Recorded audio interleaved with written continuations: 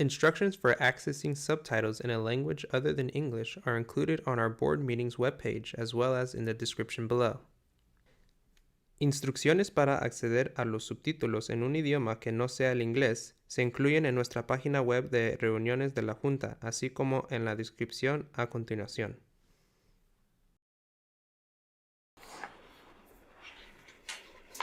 All right, good evening and welcome to the Ross Valley School District Board of Trustees regular meeting.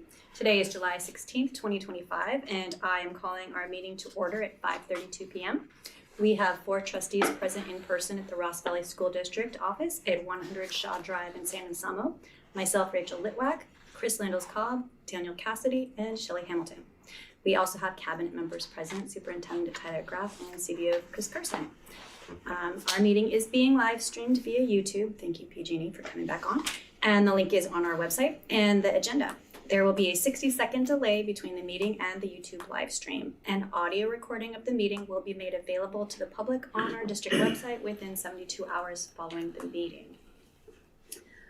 And with that, I'm going to switch over to our agenda. And our first item here is to call our meeting to order, which I've already done, and then procedural items. So we have the Pledge of Allegiance. If you would like to stand up and ready. I pledge allegiance to the flag of the United States of America and to the republic for which it stands, one nation, under God, indivisible, with liberty and justice for all. All right. Now we get to adopt the agenda and time allocations unless anybody had any changes or alterations to either of those. If not, I'll entertain a motion on that. No changes on my side. I'll make a motion to adopt the agenda and time allocations. Second. Motion second, Chris. Aye. Shelley. Aye. Daniel. Aye. Rachel. Aye. All right. Moving on, we have communication. Public comment regarding items not on the open session agenda. So if we have anybody in the audience who would like to comment on something that is not on our agenda, this would be the time. All right. Seeing nobody interested in public comments, our next item is correspondence communication to the board. Those are messages that we've received throughout the period since our last board meeting. All of us have an opportunity to get those and read through them. Hopefully we all had a chance to do so. Our next item is announcements by labor unions, CSEA, RBTA. Seeing them not present, I will move on to our next item, which is presentation and/or action items. This item is trustee candidate interviews, discussion, and recommended action to provisionally appoint a candidate to serve the remainder of the term of one vacated seat from July 2025 through November of 2026. Great. Do you want me to introduce this part, or do you want to go ahead and introduce it, and I can. Or do you want me to read this part? Or? You can. Okay. So this evening, the board is going to interview and select an appointee to fill the vacant position due to Ryan O'Neill's resignation. We are fortunate to have 5 community members apply to serve on the Board of Education. They will be interviewed this evening, and I thank each of them for the time, the effort, and thought that you've taken in applying and interviewing for this position. The process this evening is as follows. Each candidate's application with redacted personal information has been attached to the board agenda item for review. Candidates will be interviewed in alphabetical order by last name. None of the questions have been shared with the candidates prior to the interview.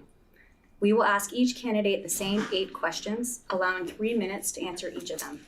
During the interviews, we kindly ask other candidates to wait outside of the boardroom in order to protect the integrity of the process. However, this is an open meeting to the public, excuse me. After the final interview, we will open up the meeting for public comment. We are allowing for 3 minutes of comments from each member of the public. After public comment, we will hear from our current trustees for their comments on the candidates. Toward the end of the discussion, someone will make a motion to appoint a candidate to complete the vacant term, and board members will vote. Our intent is to select our newest trustee by the end of this meeting and to swear the new trustee in at the end of this meeting. As a reminder, Mr. Ryan O'Neill was elected to serve a second 4-year term in 2022. Therefore, the appointee will serve for the remainder of the term.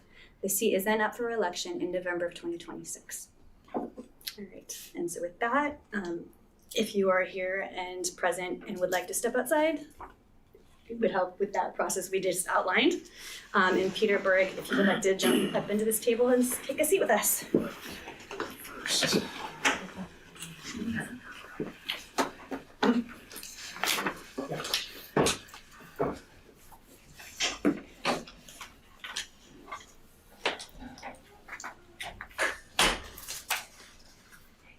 Would you go over to the timer for us for 3 minutes for each question? Yes. It would be distracting or no? Do you want me to go? No. Okay, go. Thank you. Hi, Peter. Thank you for joining us this evening. Thank you for having me Yeah. in an open public forum. Yeah. As we all want to interview. Just let me know when you're ready. I'm ready. Okay, so 3 minutes a question. I'm going to start off. Given the financial pressures facing RVSD, how would you approach difficult budget decisions in a way that balances fiscal responsibility with student and staff needs? So I think the first thing we would need to look at when it comes to the school financials is to separate what we want to spend from what we need to spend. Once you start looking at what you need to spend, you start looking at how you can reduce that need through either efficiency gains or other short-term investments that give long-term returns.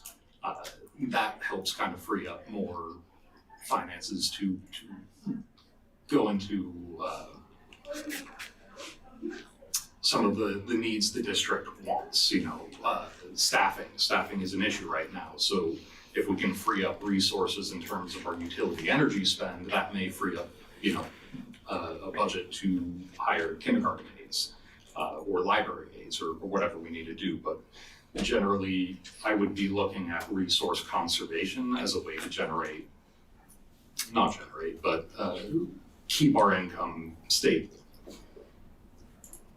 When it comes to making, discretionary cuts, that is a more in-depth conversation and I think needs nuance and detail. You can't just say you would cut this or cut that. There's usually more detail to the story, but for me, it's often looking at what the impacts are, both immediate and long term. Thank you. Mm-hmm. Second question, Peter. Being a member of a board often involves differing perspectives. Can you share an example of a time you faced disagreement within a team or within a leadership setting? And how did you handle it? And what did you learn from the experience? So often in my time at Heath Ceramics, I had a partner who was the production manager, and him and I kind of differed on approach for most, pretty much most or any decision that had to be made. What I learned through various leadership trainings is use a method called LACE. It's a very simple acronym. You listen, you ask questions, you clarify what was said, and then you explain your viewpoint. And using this method, you can often get to some sort of consensus. I kind of feel people most often just want to be listened to and heard when there's disagreements. So having a system in place that allows for people to be heard often helps you start leaning towards resolution.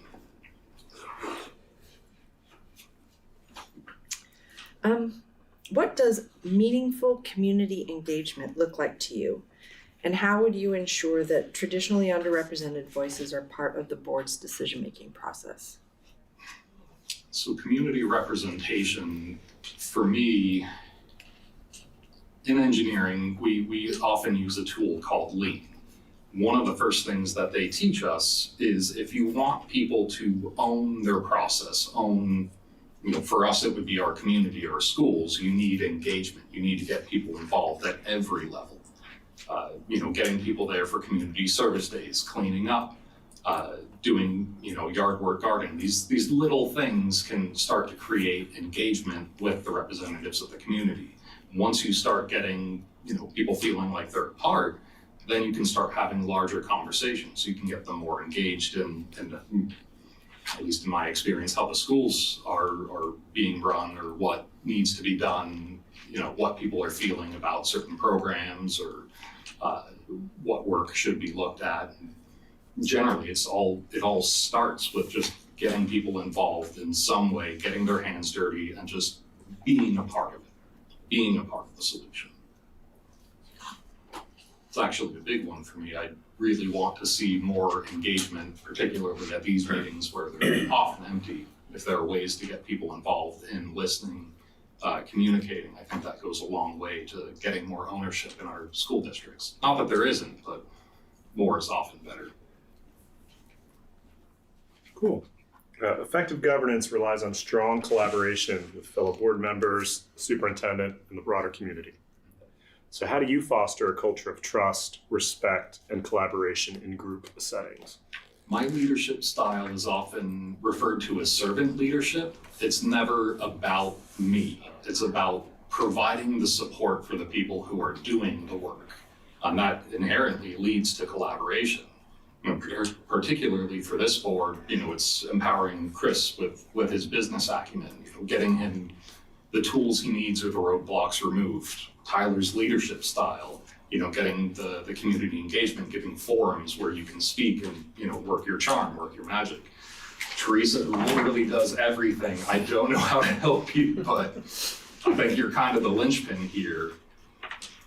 Servant leadership is about empowering these folks who are doing the work. It's not, I'm at the top of the pyramid, I'm calling the shots. None of that is healthy or appropriate. It's about lifting up, everyone.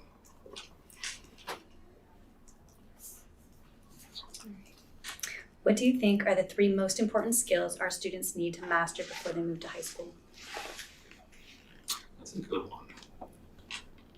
I think in this day and age, probably the most important thing to learn is computer literacy. Technology is a rapidly changing and incredibly dangerous landscape. It was when, AOL came out with those nice little CDs on every single magazine. It's the era I grew up in. So now, there's so much disinformation, there's so much technology out there, literally every app is snooping on you. I think the biggest thing for kids to learn is how to navigate that safely and appropriately. Critical thinking is another one.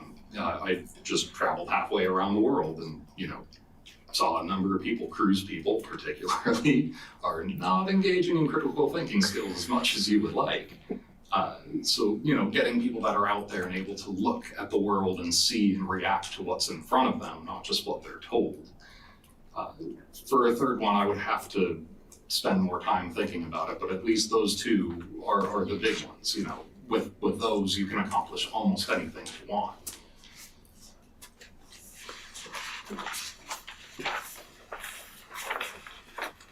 In your view, what is the proper role of a school board member when it comes to guiding the direction of the district?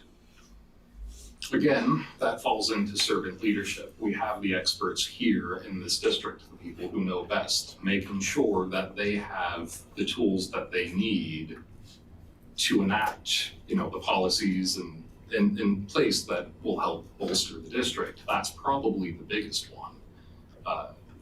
I would say the other half of it is a lot of community engagement. You need to be involved with the members of, we all have kids in school here, you need to be involved in your school, but I would say you need to step outside of that and be involved with the parents of the other schools in whatever way, shape, or form you can. We are in a service job. This is about, they call you trustees for a reason. People are entrusting you to do what's best for them, for their schools. You need to engage them in conversation. It falls back to civic responsibility.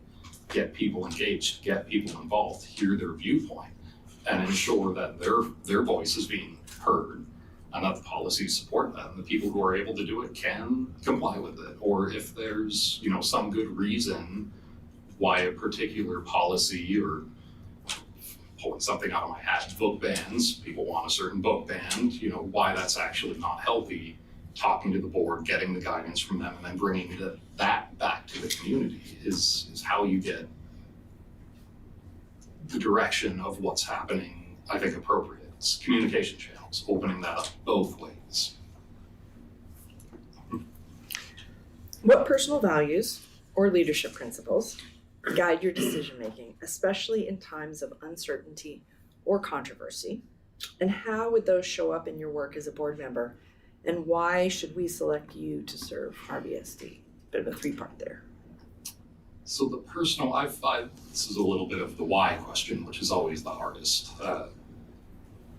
For me, life has always been about doing good for other people. And if you look at my work history, 10 years in manufacturing aside, it was always to help people. Working with the developmentally disabled was about giving people support, giving people who needed help a chance. Even now I've started working in pharmaceuticals, manufacturing drug treatments for children with rare diseases, people who otherwise have no chance. It has always been about doing what's good for the most amount of people. The thing that I learned from 10 years of marriage with my wife, I love her, she comes from a very different culture than my own, and as has explained to me, culturally, it's generational training, generational thinking. It's not just about helping people now, but lifting up the next generation so that they can succeed and instilling in them the value that you lift up the next generation. It's the long game. Over time, it helps bring everyone up, society, in a much wider sense. And that's kind of the guiding principle. This is an opportunity to enact that, to bring people up, to bring our community, higher. And I can't say no to that. I have to, give it a go. So last question, why do you believe you're the most qualified person for this position?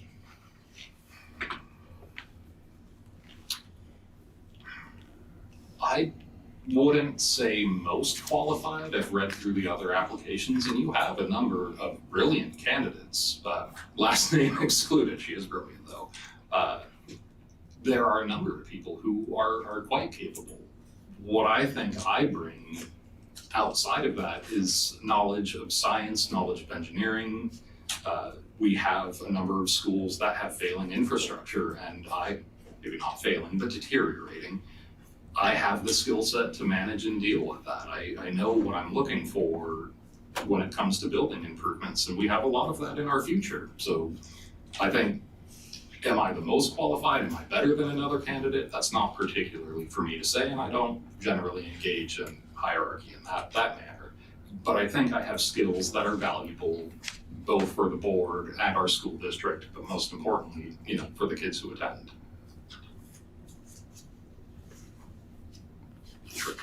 I like it. Those are all of our questions. Thank you, Peter. Do we stay in or we're just go? It's up to you. Sorry, no Thank questions. you. We're cheating. You're gonna hear a lot of the same questions if you stay. I'll grab Rachel for you. Thank you. Thank you. Rachel. We hadn't thought about that. Would it, Yeah. so the candidates to have them? That's a lot. Would it have another candidate to have them? I mean, we can't technically say don't stay in here. Are you ready? You want to start some time? Just.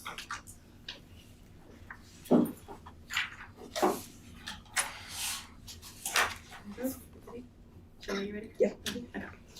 Hi, Rachel. Hi. Thank you for joining us this evening. I'm going to start at first question. Given the financial pressures facing RVSD, how would you approach difficult budget decisions in a way that balances fiscal responsibility with student and staff needs?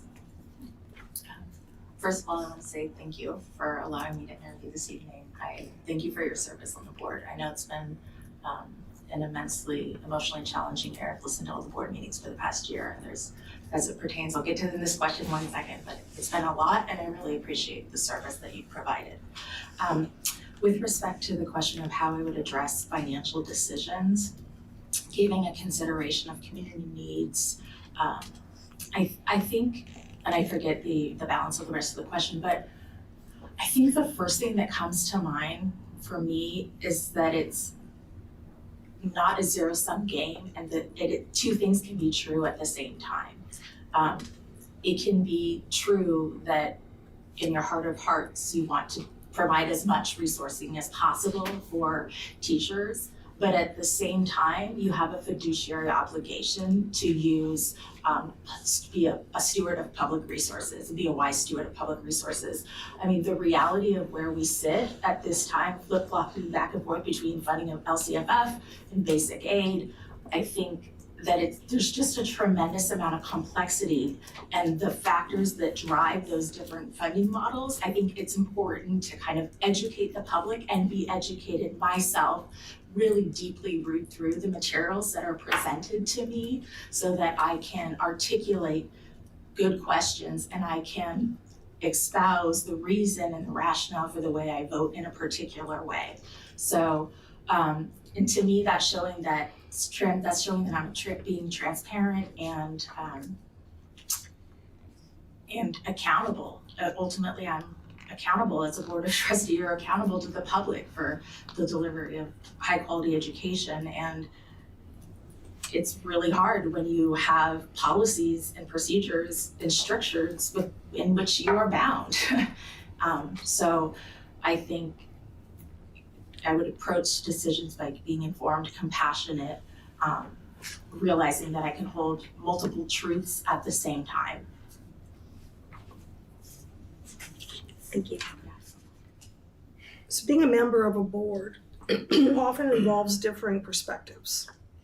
Can you share an example of a time you faced disagreement with a team or within a leadership setting, and how did you handle it, and what did you learn from the experience? That's a really good question. I think that there have definitely been times working in my career where I've had a difference of opinion with a supervising attorney, for example, about the kind of guidance that we should be given to a client. So that, and typically, for further background, you typically work sort of as a team. There's tends to be several attorneys that are working on a matter. There's a more senior partner, and then there can be several more junior people. So you're kind of coming together as a team to make your guide, to provide direction. So an example that springs to mind is just the challenges that I faced when the challenges with respect to a particular decision would be, I'm trying to think of a really good example for you for that one. I think it really is just inherently when I see the information in my reading of the law and the facts as they're applying to the situation, and other people's have a different perspective, and I'm trying to consider my interpretation as well as maybe the political ramifications of a decision and how that it can interplay into an ultimate decision the client's making. And when you're working as a team, you essentially have to feel comfortable to express your opinion, but also be an active listener and question with respect. So I think that's how I've approached situations like that. And I think that I've learned from them that you can change when new information comes to light. I think that's okay to do. And it's okay also, I think, if someone provides you with information that wherein you realize I was going down the wrong path, I think it's okay for you to acknowledge that to the whole team. So you show up and down the organization, it's okay, or I made a mistake, this was the wrong interpretation. So I think that's the thing that I like to show to folks, is that I'm a human, I make mistakes, and but it's good to, it's sort of for that one. That's a good question. All right. What does meaningful community engagement look like to you, and how would you ensure that traditionally underrepresented voices are part of the board's decision-making process? So that's another good question. I think that meaningful community engagement means it means trying to come and meet people where they are at a variety of levels, using a variety of resources and avenues. So on the one, I'll just kind of go through a list of how I see that that's coming to my mind. One, you want obviously an open agendized public board meeting. You might want to consider having board meetings that aren't in the middle of the week in the evening. Occasionally have one at a different time because not everyone can come to a meeting in the middle of in the evening, in the middle of the week. It also means that you're doing outreach to communities by several mechanisms, right? You, as a representative of the community, you're out engaging actively with a variety of constituents in the community. It means that you're soliciting, like, as being part of the board, that's part of your responsibility is to actively solicit that engagement. So you need to make yourself available. You make yourself available by attending community events, attending school events, so that you are synonymous with a source for folks to come one-on-one and communicate, and that may be more comfortable than coming to a board meeting and doing public comment, Another thing is you solicit surveys. This district had some really awesome examples in the past year of how they've solicited community input, and then the Board of Trustees decisions have been informed by those decisions. Number one, you impaneled, this was another good point, impanelment of special advisory committees. You impaneled a budget advisory committee, right? They came together, they gave you about $500,000 or $700,000 in cuts. You communicated that to the public, and then ultimately, I think you also sought surveys from folks on which would be the most palatable of all of them. All cuts are not palatable.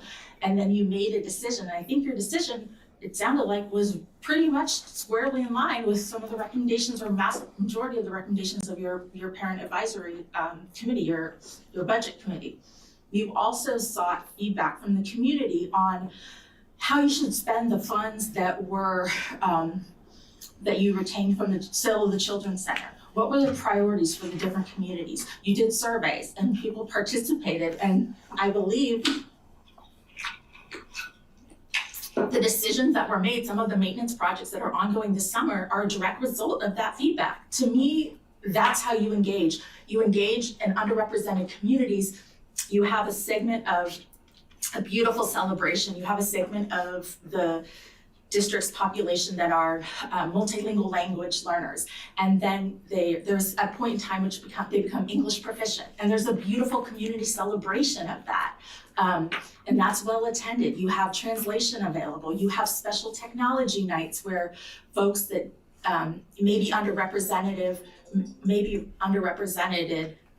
the tense sounds weird on that, have an opportunity to get access. Sorry, keep going. Time's up or not? So effective governance relies on strong collaboration with fellow board members, the superintendent, and the broader community. So how do you foster a culture of trust, respect, and collaboration in group settings? I think it's important to be informed and to be transparent and to be accountable. I think that you foster trust in a community by having a deep understanding of the information within which that you're assimilating, that you can take in a significant amount of information and assimilate it to the community in a way that is a layperson can understand very easily. I think that helps you explain what the situation is. I think that you're transparent about the considerations and your decision process. I think the transparency, there was a lot of transparency. The superintendent said, hey, if we don't get the parcel task passed, these are gonna be the cuts. The parcel tax didn't get passed. Those were the cuts. There was a continuity throughout the course of the year and the communications with the community. And I think that's how you build trust. So that's a model that board members would be doing in their capacity, being transparent about this. These are our responsibilities. These are the parameters within we're working for funding. These are the district's policies and goals on curriculum and education, and this is what we're doing to advance these goals. This is how we're measuring these goals. I think you just are straightforward and honest and transparent. Thank you.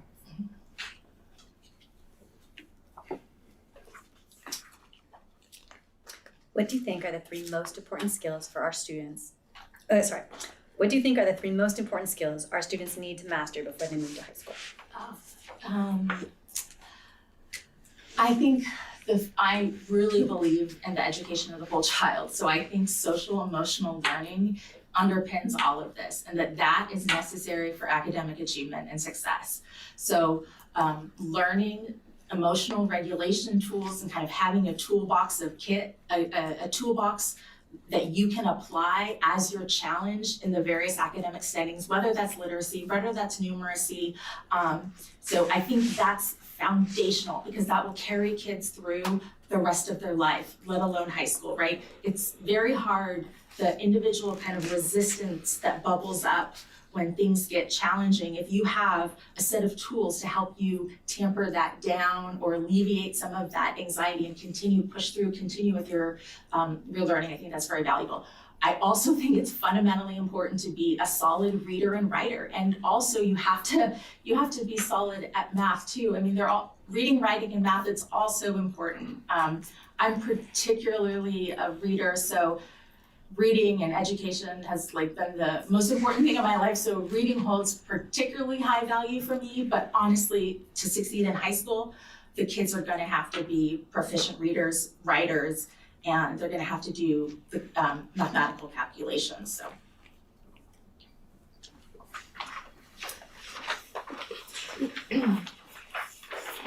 In your view, what is the proper role of a school board member when it comes to guiding the direction of the district? A school board member.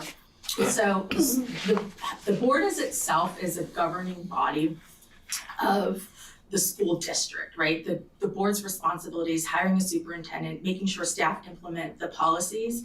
At the board level, you're working on policy, development of policy, vision, ensuring that there's accountability for fulfillment of that, adopting the budget. So for those things, those are what the group is doing as a whole. So as an individual, you need to be educated. You need to read through the documents that are coming through, ask the questions from district staff. They're experts at what they do.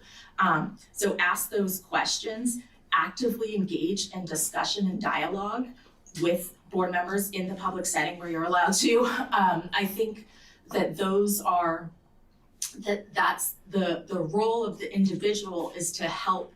I mean, ultimately the goal is always great outcomes for the kids, but how you get there is by being informed, actively participating, actively soliciting community input, actively soliciting input from underrepresented groups or disenfranchised groups within the community.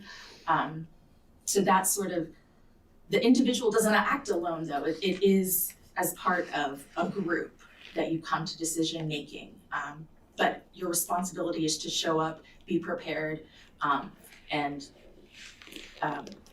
meet the obligations that you agree to as a member of the board.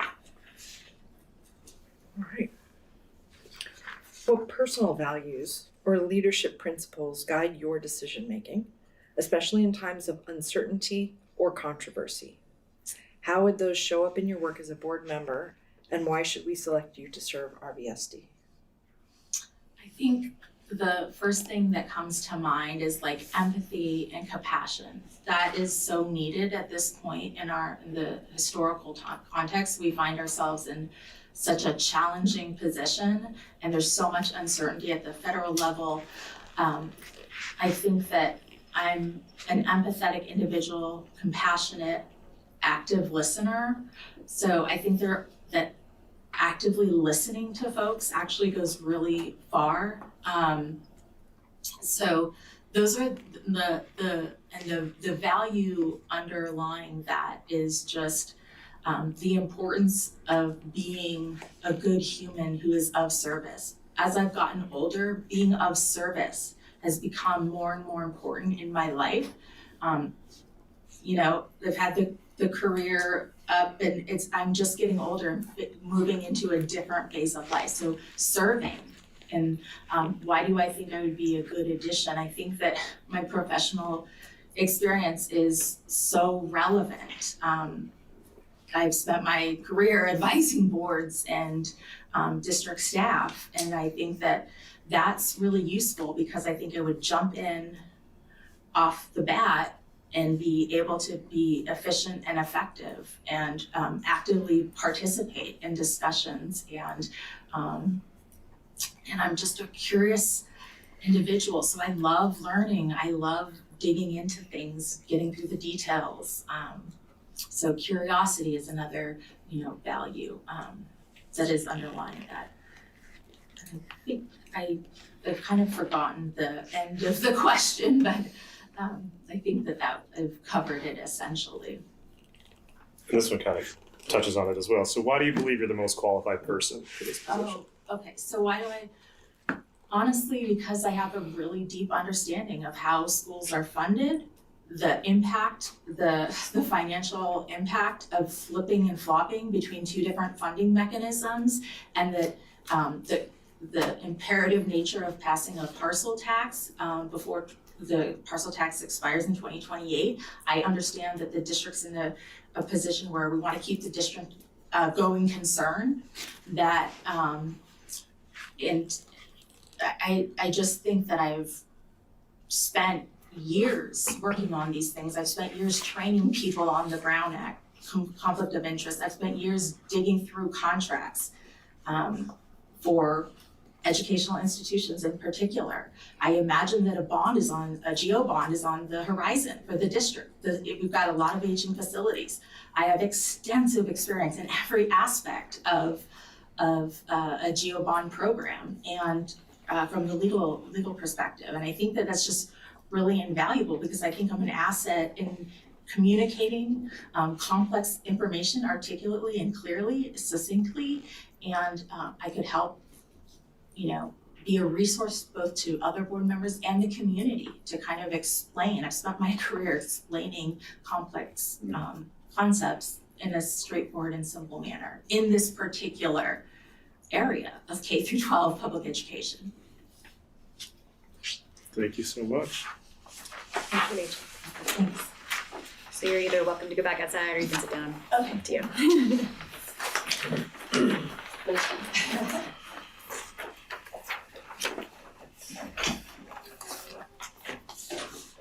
Is this supposed to be turned on?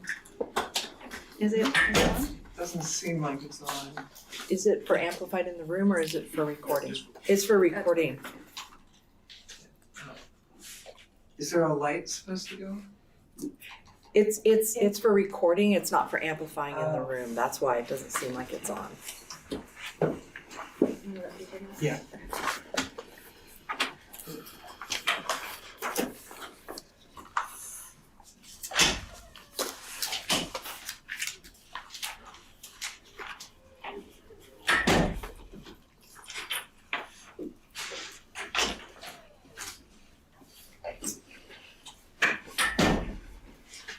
Ready? So take this. Ready? Thank you for joining us, PJ. Given the financial pressures facing RVSD, how would you approach difficult budget decisions in a way that balances fiscal responsibility with student and staff needs? This is something that I know I've spoken a lot about broadly and with the board, and I think I would approach the decision making always keeping in the back of my head the context that for the foreseeable future there's always going to be a fiscal crisis with the district. California would have to make some pretty substantial changes to provide schools with the level of funding for the district to be comfortable with how it's financed and how it operates its budget. And I think the board is always going to have to be in the position of balancing student needs with the financial health of the district, and the way we can make sure that we are making the best short-term and long-term decisions is really to understand the ebbs and flows of how the district's finances have been. Part of that is due to our flip-flopping between LCFF being LCFF funded, basic aid, and community funded, but also seeing the trends with when our budget tightens in advance of enrollment declines, when we start to see the district's finances reflect enrollment increases, and where investments in the district pay off and don't pay off in terms of when we add a music program or things like that. Can we see how much of an effect on enrollment it has when we have a certain amount of attrition in our staff each year? How many years typically are we paying agency fees to fill those positions, and what kind of impact that will have 3 years out, because that's not necessarily directly reflected in our budget, but when we're doing our projections going into the future, we want to make sure that we are not just focused on the projections for the budget, but where we want to be. We're making changes and tweaks, the board has made cuts, and we also want to keep in mind what we hope will happen as a result of the budget decisions the district's making.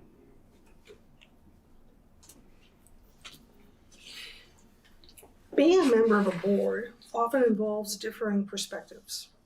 Can you share an example of a time you faced disagreement with a team member or within a leadership setting, and how did you handle it, and what did you learn from the experience? In the recent past, in the past couple of years, it's happened a fair amount in the context of my serving on the Town of Fairfax Planning Commission, joining at the tail end of our housing element process. And I think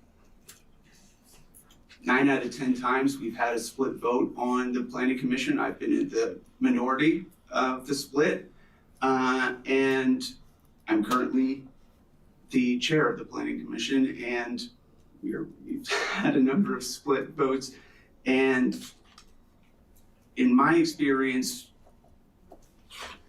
what needs to happen is everybody needs to weigh in on the board and in the public along the process that our public meetings are designed to facilitate. And so, as the chair of the commission, as making sure that everybody on all the other commissioners are addressing each of the points that they want to make.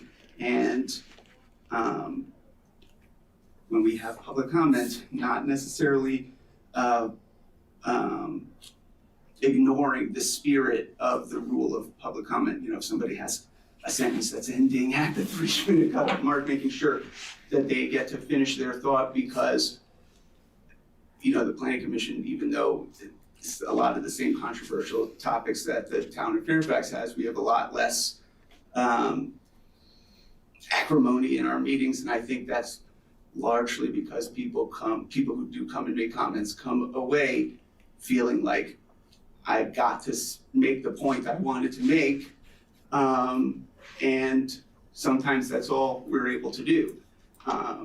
You know, you want to be able to influence everybody in their decisions, but it's not always the case. And my personal perspective is that none of this is personal. When the public is making comments that I absolutely disagree with, I'm listening to make sure I understand not only what they're saying, but trying to figure out why they're saying that and why they're espousing their position, and see how that fits in with my thinking. And similarly on, you know, with fellow board members or commissioners, it isn't, you know, we have split votes and just keep going on to the next agenda item, because at the end of the day, we need these meetings to happen so that the town, the school district can run its business day to day in the ordinary course. All right. What does meaningful community engagement look like to you? And how would you ensure that traditionally underrepresented voices are part of the board's decision-making process? Meaningful community engagement means, to me, it means everyone in the community that wants to have a say or express their perspective on the board's business has the opportunity to do so. We live in a world with a lot of different constraints on our time and our ability to actually hear from everybody we want to hear from. And so I think the district should be flexible in how it reaches out to the community, because, for example, coming to these meetings, it's difficult if you are a young parent, you have young kids, to come to a 5:30, 6:30 meeting. You don't know what the childcare situation is going to be like, and that's going to be a lot of the people that the district is most directly serving. But you know, there's never going to be a time or forum for these meetings that's going to work for everybody. So it's making sure that the board and the district is available to the whole community, to let them know that they're always welcome to share their opinions with somebody. Somebody does not agree with me on a lot of things and feels uncomfortable expressing their perspective or weighing in on a matter to me, it would be important to me that they know that somebody else is available for them to reach out to. And I think one thing that we often not ignore, but don't put at the forefront for meaningfully engage is the meaningful part, in that the public also needs to really understand what they're engaging on for their input to be meaningful. If they don't understand the implications of what the board is considering, what the district is considering, they may be able to raise their hand and say what they want to say. But at the end of the day, they might not feel like they had meaningful input because they didn't understand what the real implications were. One example recently came up, which I know that the board and district actually took action once they realized this had happened, was when we had the survey for how to spend the Deer Park property sale money, and one of the survey items was upgrading like play structures or things like that for TK kindergarten.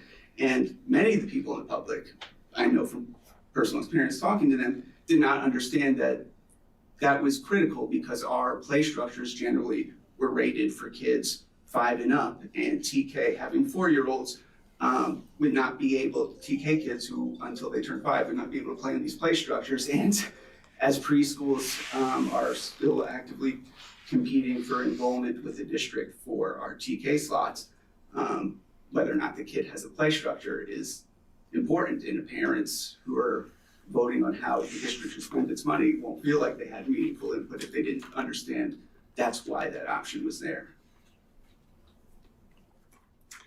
Effective governance relies on strong collaboration with fellow board members, superintendent, and the broader community. So how do you foster a culture of trust, respect, and collaboration in group settings? Personally, I always try to only address the ideas or the topic that people are speaking about.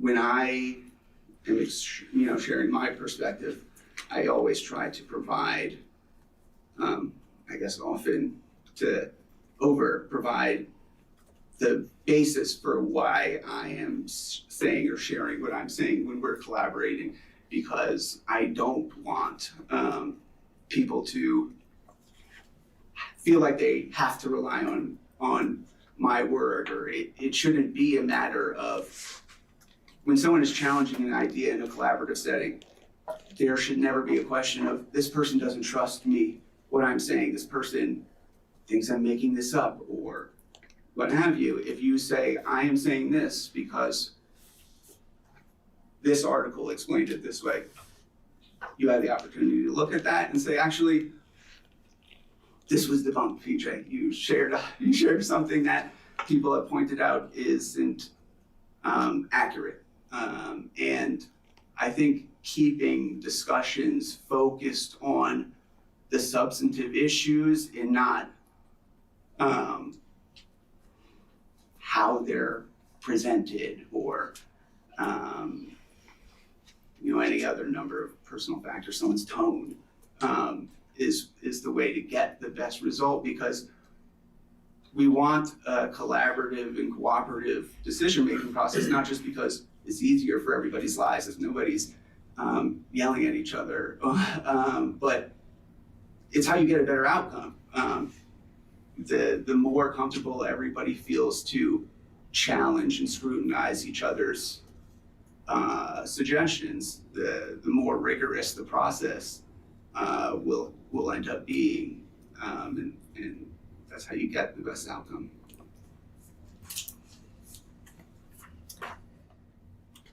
What do you think are the 3 most important skills our students need to master before they move to high school? Reading comprehension, that's always top of mind. And critical thinking, and I think research skills, which often people don't really focus on so much before high school, but given the current path that technology is advancing, I think it is becoming more and more critical that students have the ability to challenge what the computer is saying and fact check it. I doubt our students are very often going to the library to double check what's in an encyclopedia, but I think it's important to have students come out of the district and go into high school able to say, I typed this into Google for my homework. Does this look like the right answer, yes or no? And to have a reasonable smell test so that they know if they're uncertain where to go, what to do to help them become more comfortable and more confident in the information they're getting. I don't think we're ever going to get to a place in the near future where our students aren't asking any number of large language models for information for schoolwork. But what would be terrible is if the information is of low quality and our students are not prepared to adapt and challenge that and figure out how they can still learn despite being given poor guidance by a computer. And then just one quick last point. I think it's not really a skill, but I think it's important that all of our kids come out of the district really liking learning and loving learning. And even, I think we'd love if everybody liked to be in school all the time as they go into high school. And some people will like that more or less, but I think it's important to make sure our students like learning, whatever the context. If they prefer to read at home, they have an interest that is not a school subject, we still want them to want to know more and want to expand their minds.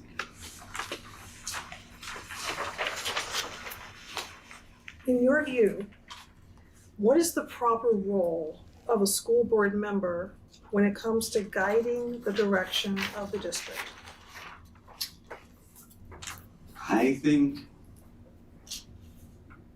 it's to provide the policy guidance and to provide the public with a feeling like the school district really is run by the community and not run by, not the case necessarily ever, but somebody who's out of town who doesn't have the community or the district's best interest at heart. That's part of why we have a public board of people who are not professional school administrators, is because the public wants to feel and should feel like the district is something that serves the whole community, not just the students, but primarily the first priority of the students, and it's being guided by the community itself. So I think is part of the board's role to make the public feel like it is representing them, even if the board doesn't agree with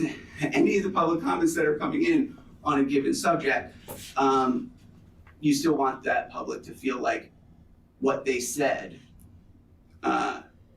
was actually considered and appreciated, even if a different decision came. And I think it's also important for the board to provide the district staff and administration and teachers the comfort of knowing that the board is going to be responsible in how it's answering their questions or providing their input. I'm a firm believer in responsibility should be for somebody's career, for their work, their labor should be compensated, so you don't just make somebody responsible for a more critical decision-making process and you don't compensate them for that. And I think it's the district administrator should feel like they're not abandoning the district by leaving the final say up to the board. We want the district admin and staff to say these people, the board is taking into consideration what I'm saying. They're doing their best to consider our recommendations, and their decision making is thoughtful. And on the flip side, their staff is busy. We are, like any California school district, going to be ultimately understaffed, and you don't want the superintendent or the chief business officer to feel like, if I didn't have enough time to go through this as thoroughly as I should have, the board isn't going to catch this, or the board is not going to, I can't have a conversation with the board member and say, hey, I think we should push this to a meeting down the month. There won't be such an adverse consequence, and I think we'll have a much better recommendation, a much better staff report by the time this comes to you next. You want a district, a board that staff can trust will also treat them well when there are issues like that come up. What personal values or leadership principles guide your decision making, especially in times of uncertainty or controversy? And how would those show up in your work as a board member, and why should we select you to serve to RVSD?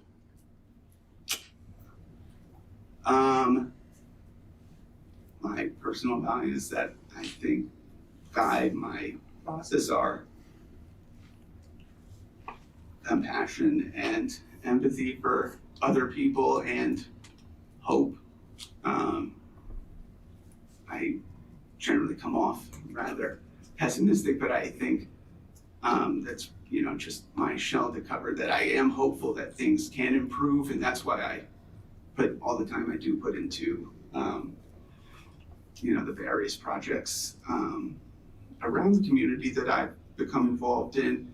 And I think it's important for any board member to always have hope that the district can improve and be doing more and better by its students and by its staff, and that it really cares about its impact on the students, the teachers, the community at large. You're gonna have a different outlook if you're someone who's like, listen, funding's always gonna get less, things are never gonna improve, this is how we're gonna eke out another 8 years before we go into bankruptcy, as opposed to 6 years. I don't think that's a way to run any enterprise. I think you always should have hope, and you should always be making your decisions in this context with the goal that you're going to have a better outcome, that you're always pushing for the best outcome you can have in a given circumstance. It's part of why I care about education so much, because each generation has an opportunity to improve on the previous ones, and I think it's no controversial statement that there's still plenty of inequality and injustice, and I think we can always one of the things we should always be doing is making sure future generations are set up as best as they can be to continue the work of improving their lives and the lives of the people around them. And then finally, why do you believe you're the most qualified person for the position?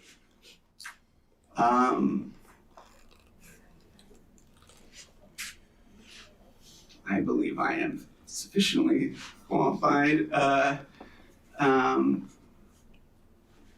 based on my engagement in this community, my experience with this board, and the amount of time I've always, or not always, but I've put into understanding and digesting all the materials that are prepared for the board, prepared for the public, and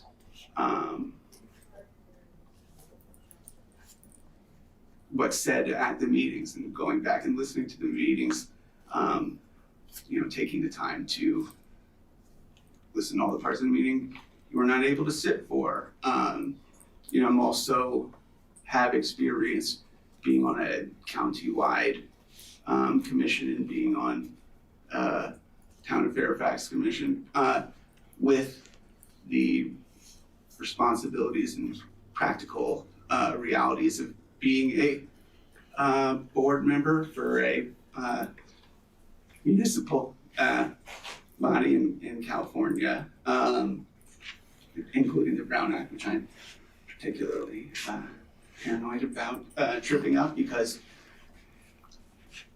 I always want to understand, and I care about the policy decisions, why all of these rules and procedures we have to follow are in place. Like the Brown Act can just be something one says offhand, but I do believe that open meetings are a good thing, and we should be focused on the spirit of why we have these open meeting laws, and we should be focused on why the board is public people who are not school administrators, and you can have any qualifications so long as you're 18 and live in the district, I think, to be a board member, because it isn't, in my opinion, a matter of education or whatever other qualification. Is a matter of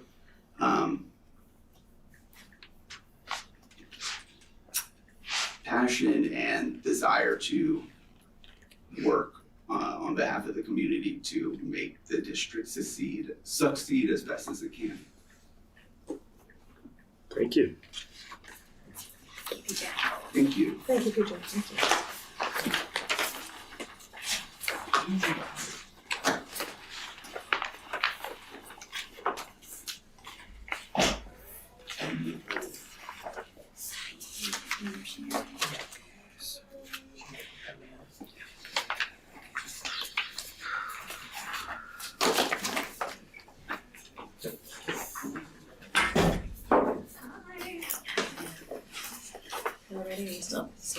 Just think I'm ready. You're ready? Good. Hi, Anna. Thank you for joining us. Hi. Given the financial pressures facing RVSD, how would you approach difficult budget decisions in a way that balances fiscal responsibility with student and staff needs? How we've been doing it. Hi, everybody online. My name is Anna Marsh. So I'm quite familiar with this topic from serving on the Budget Advisory Committee. I became very interested in this over the last 18 months, and proud to say that I think the way that the Budget Advisory Committee has been, that we handled it with the help of teachers and staff and parents and community members that were on the committee, in addition to Tyler Graff, that we collectively discussed it, talked about what would it mean to cut A, what would it mean to cut B, and really getting the whole picture from people that it matters. So, well, if you cut music, like, let's ask the music teacher what that means. Let's ask the principal what that means. If you cut support aides, like, sure, that sounds fine. That's only a part-time position. But then when talking to the principals, we were able to see the gravity of that. So I think that continuing that community discussion and really figuring out how it will affect, you know, if it's a 5th grade program, how's that going to affect the 6th graders? If it's a position at one school, how does that affect that, the same position at another school? Anyway, so working collectively and discussing it and really seeing the what the result would be, and then ultimately making those hard decisions that have to be done for future fiscal wellness of the district.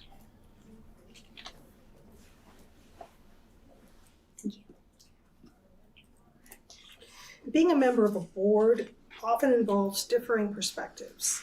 Can you share an example of a time you faced disagreement with a team or within a leadership setting? And how did you handle it? And what did you learn from the experience?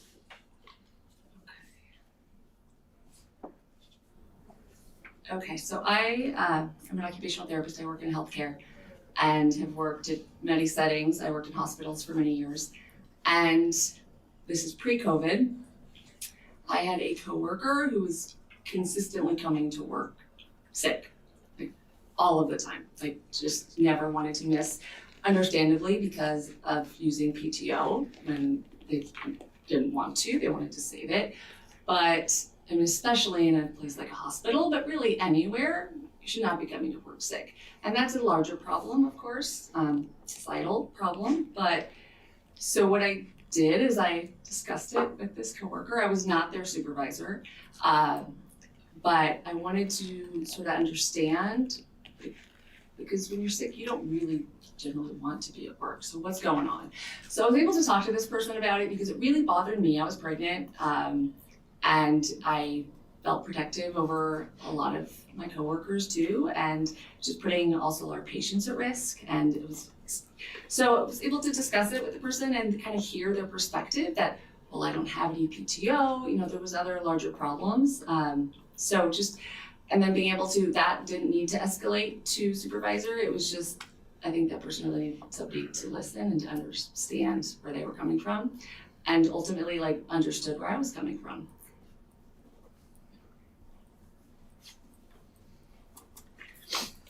What does meaningful community engagement look like to you? And how would you ensure that traditionally underrepresented voices are part of the board's decision-making process? Yeah, that's,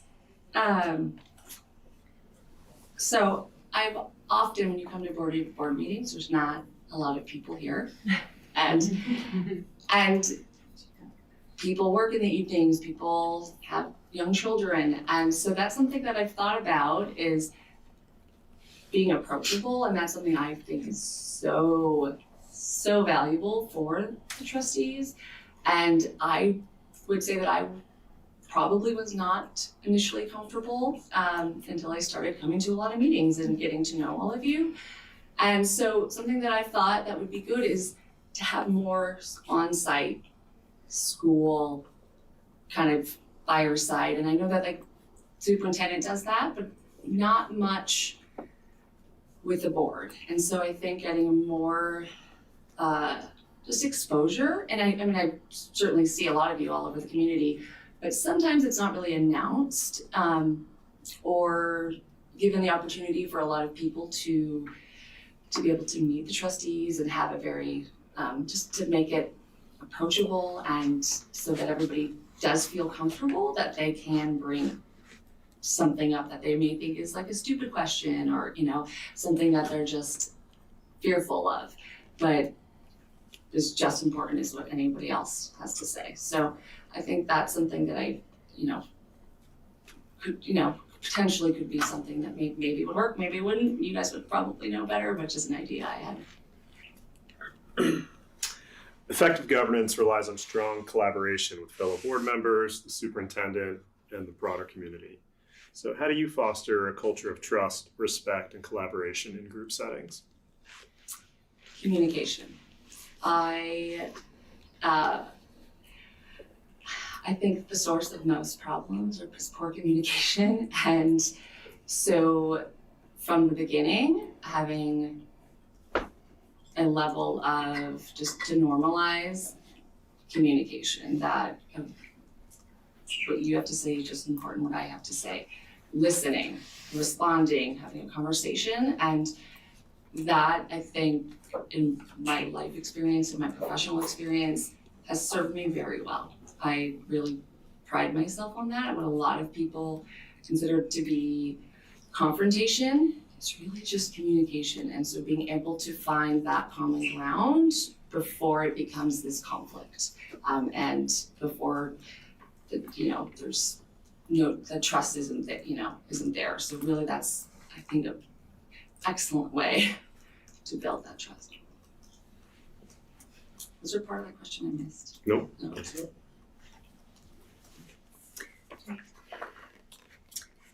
What do you think are the 3 most important skills our students need to master before they move to high school?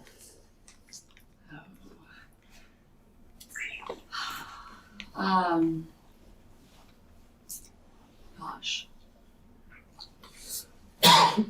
Self-advocacy, I would say, is huge. And for other people, but really, I think at that age, before high school, for yourself. Being able to stand up for yourself, being able to ask for what you need, to recognize when you're not getting that. I think that's a skill that is so valuable in life that is not that much of it happens. Of course, social skills is really important. That goes along with that. Being able to, approach people when needed, especially positions of authority.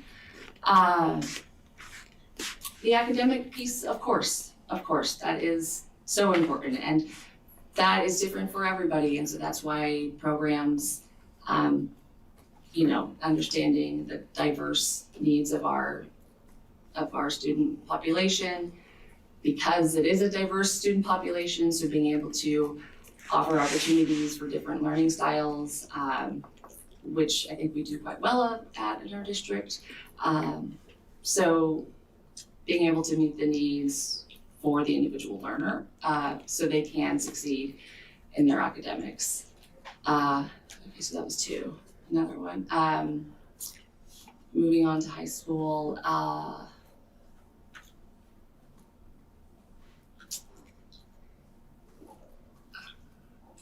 Self-regulation is something that I think a lot of people struggle with, and that's something, and not, it's just being able to be okay with what you need to succeed, to not try to conform yourself.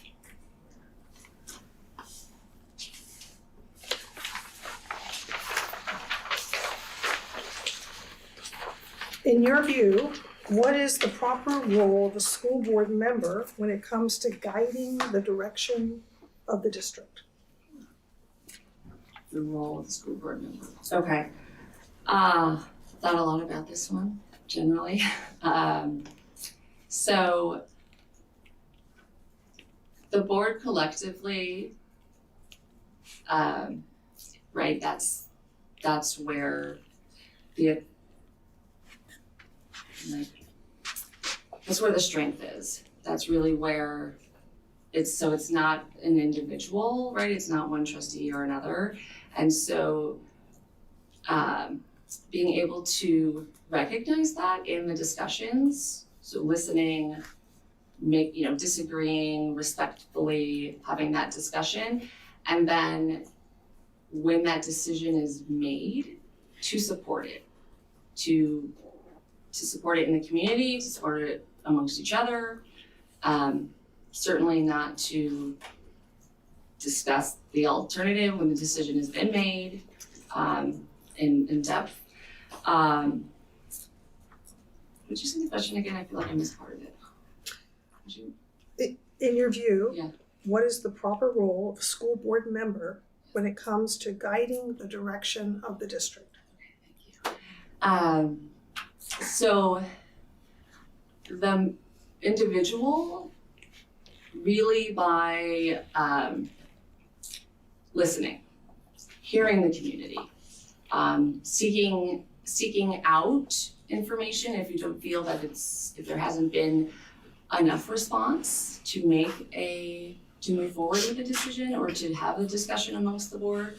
So to get all of the information, to have the discussion, and to really make sure that it's coming from that you're taking into account our entire diverse school population. So the children, of course, priority, and parents and families. So I think that's the primary role, is to really facilitate that conversation and then taking it to, the board, and then what it has been the superintendent discussing further.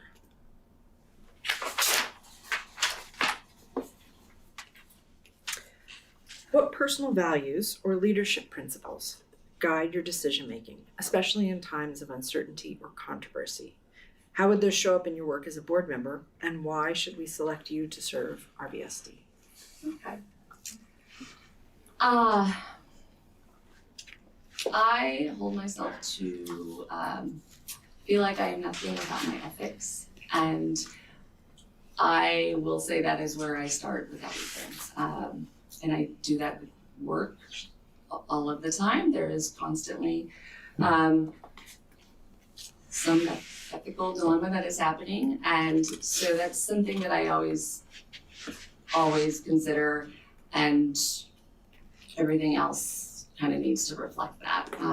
So my critical thinking skills to be able to work through that, I would say I have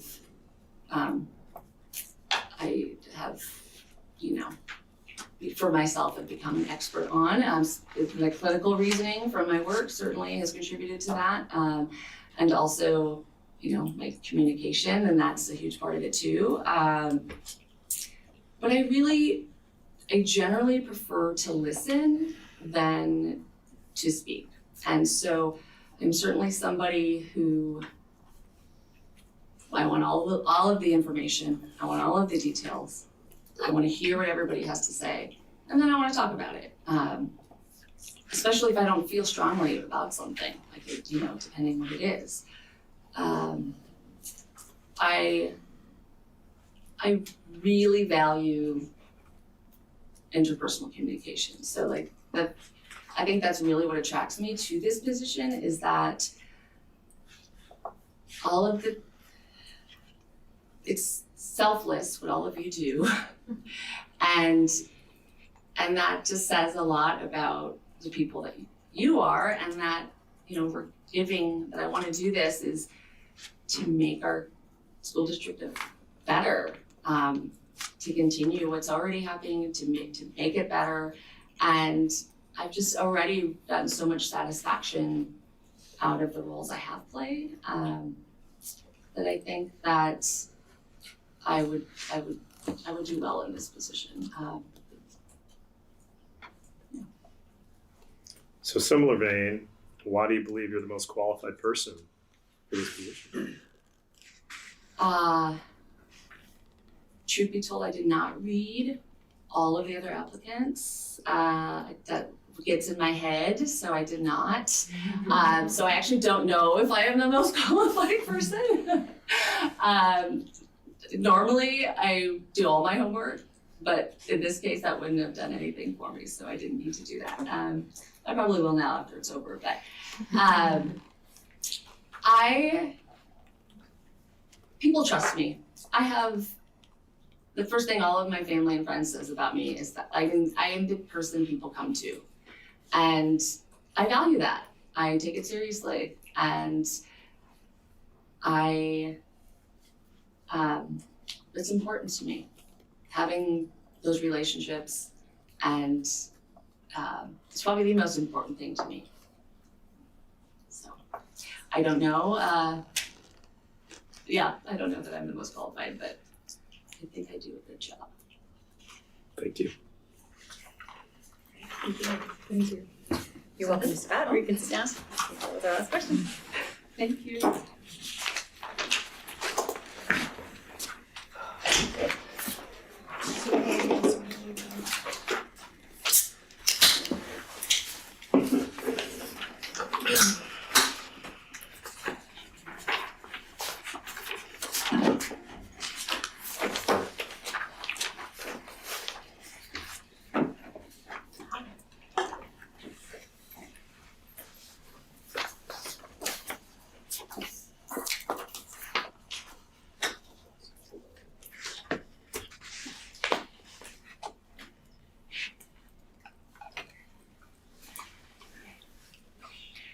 Hi, Anna. Thank you for joining us today.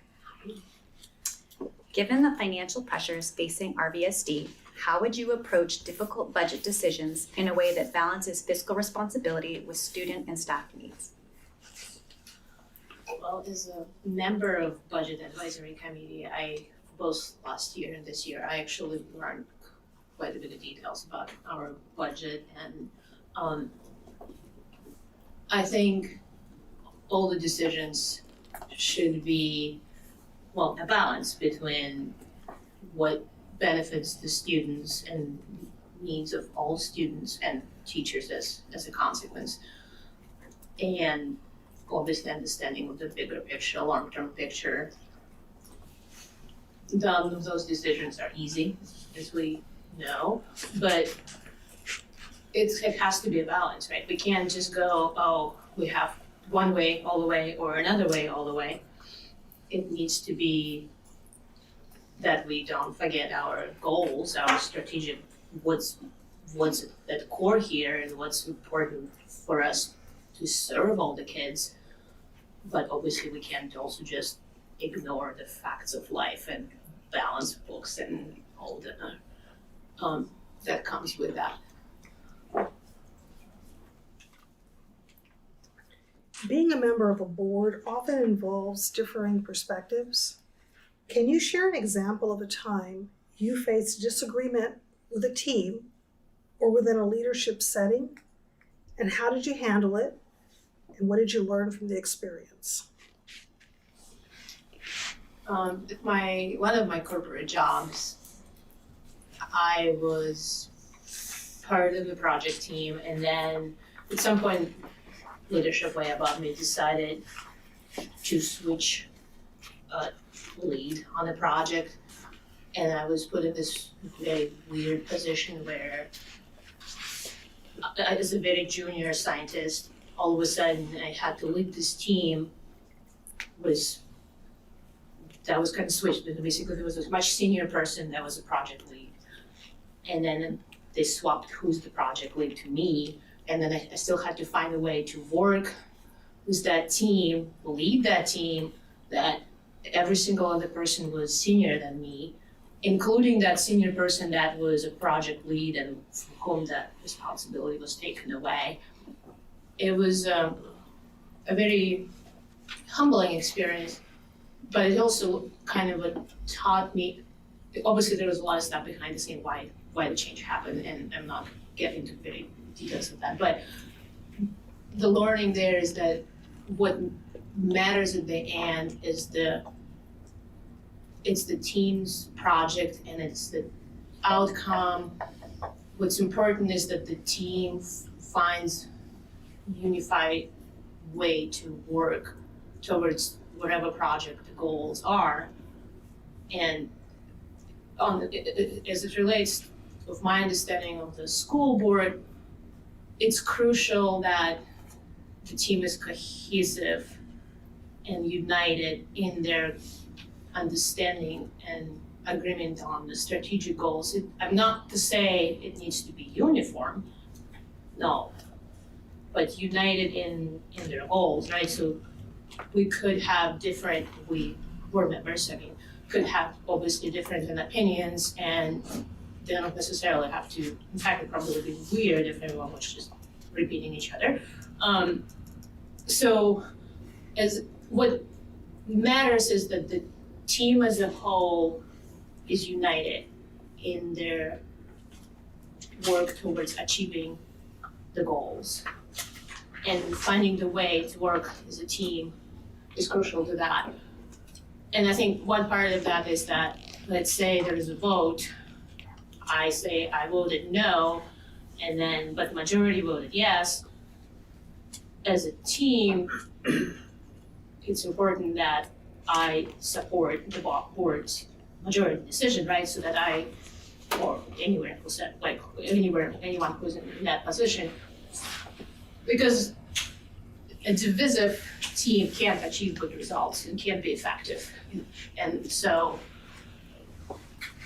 and here I think it's crucial to have that cohesion and agreement on what our overachieving goals are. And then that would include, I think, superintendent here as well. That kind of makes all system work. That makes sense. What does meaningful community engagement look like to you? And how would you ensure that traditionally underrepresented voices are part of the board's decision-making process? Meaningful community engagement, listening would be very important. Listening to all the voices and not just the most loud ones. I feel like, based on my work on measuring campaign and all the parcel tax teams, I feel like meaningful engagement with our community would also involve not just the school community, but a broader community. And some ways I think we could do better there is to have more outreach or town halls, ask Tyler sessions, be available, communicate and listen. When it comes to the board business, obviously proper notification and notice of things that are happening, like, you know, we got heat for sending public notice of that public hearing day off or day after. I mean, that was ridiculous. Like, obviously that's not how we should communicate with our community. And I strongly believe that we need more outreach and more listening to everyone and having avenues for that be more available would be important. Yeah, you need to listen to everyone, really.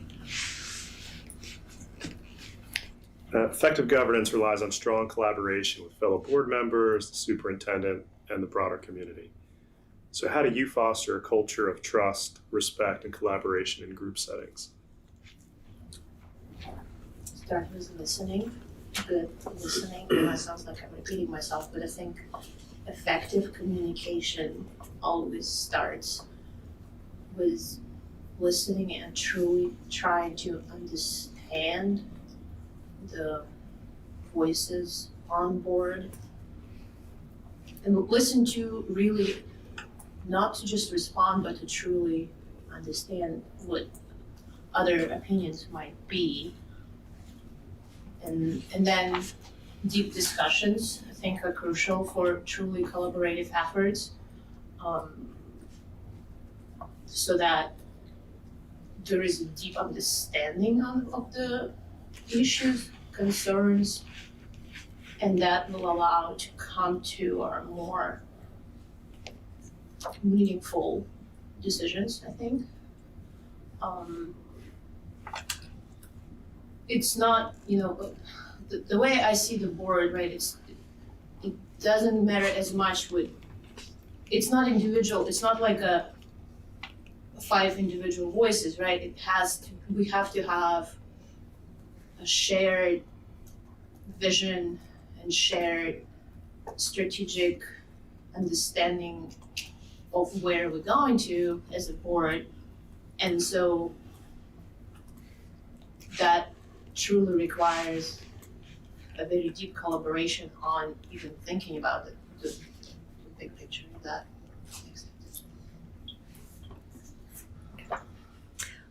What do you think are the 3 most important skills our students need to master before they move to high school?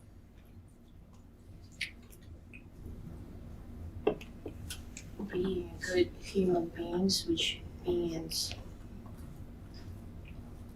just learning how the world works, being creative, being good at communication,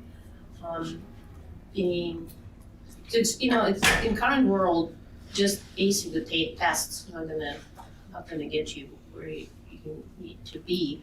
Sure, we obviously need to make sure that our kids know how to read and write and math and all that stuff, but a whole human being, a whole personality developing, social emotion skills, I think would be a 3rd on my list of the skills. It's as much a social emotion skills as it is just, literacy and all this good stuff.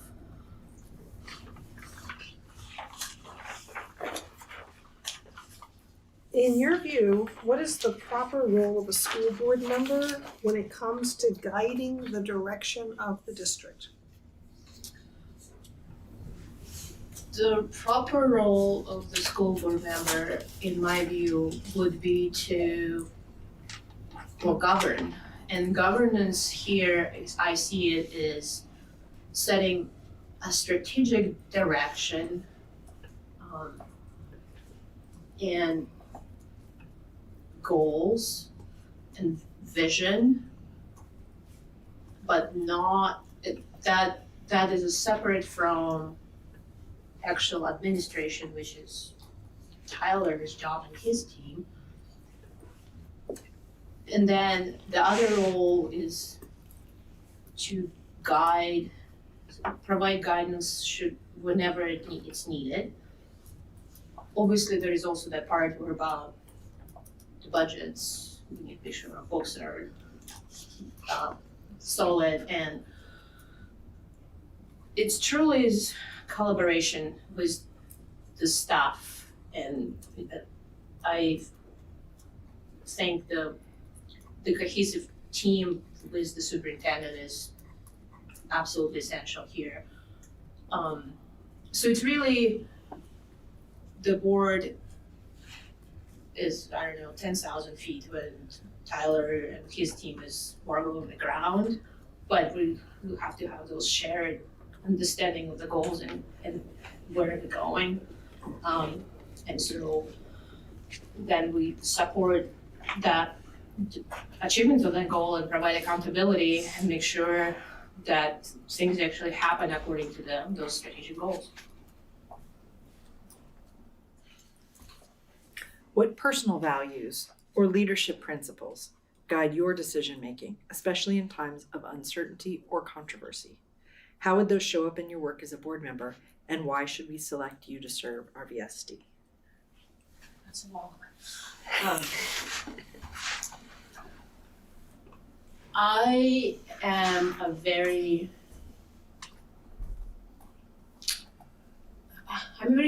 good at system thinking, and I combine that with honest, straightforward approach to things. I am good at decision making, asking the right questions, looking at seeing the big picture of things, and I think after being in all the committees, I was on budget advisory committee, parcel tax committee, superintendent council, manor site council, you name it. I have a pretty solid understanding of a lot of issues our district is facing. I'm not saying I know everything, I know, but I've been involved in a lot of committees kind of too, and so I have understanding of how, I think, pretty decent understanding of how some of the things work. But I also think that while doing all of that work, I already have a pretty solidly established relationship with superintendent and mentor leadership, where they know that I get things done. And I mean, on my desk, I have a handwritten thank you note from Tyler. I have handwritten thank you note from mentors, leadership, teachers. I'm truly, I am in it for the kids. I don't have any agenda of this would do nothing to my CV. I have PhD in chemistry, and it's really, I'm only doing this because I care about the kids. I care about our community. I'm really into this to make our good districts better. And yeah, I think I kind of demonstrated a lot of that already through the work I've been doing over the last 18 months here and whatnot. But I also think, because I already worked on all this committee with a lot of you, we already know that it would be a good cohesive, I could be a good part of this cohesive team. I feel like it would be productive collaboration if I were to join this team. That's, I guess, how I feel like it would be good use of my precious time. And then finally, in a similar vein, why do you believe you're the most qualified person for this position? Why do I believe I'm the most qualified person? I'm not going into this blindly. I certainly, in some sense, I kind of been interviewing for this for a year or so, in the sense of learning how things work and what are the various issues. I was known to bring issues up for superintendent council that come from my very deep understanding of what's happening at Manor campus. I worked tirelessly for Manor side council. In fact, I'm a chairperson for that. And so I think I have a really solid understanding of both budgets and structure and who does what. And I also demonstrated I actually get things done, and I walk the walk. I probably canvassed more houses for Measure E campaign than anybody, and we'll have to canvass even more next time. I truly stepped up when there was more help needed there. I stepped up, and even though I could barely walk because I just got really sick, I was back in it. The second I could walk, I was going back and knocking in the houses. I truly care, and so I do the work.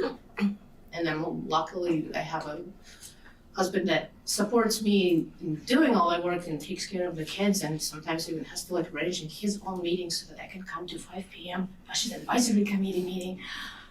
I'm really in it for the kids, for our community, for our teachers. It's really I'm not, it's not like I'm gonna be running for a county supervisor or anything. No. Thank you.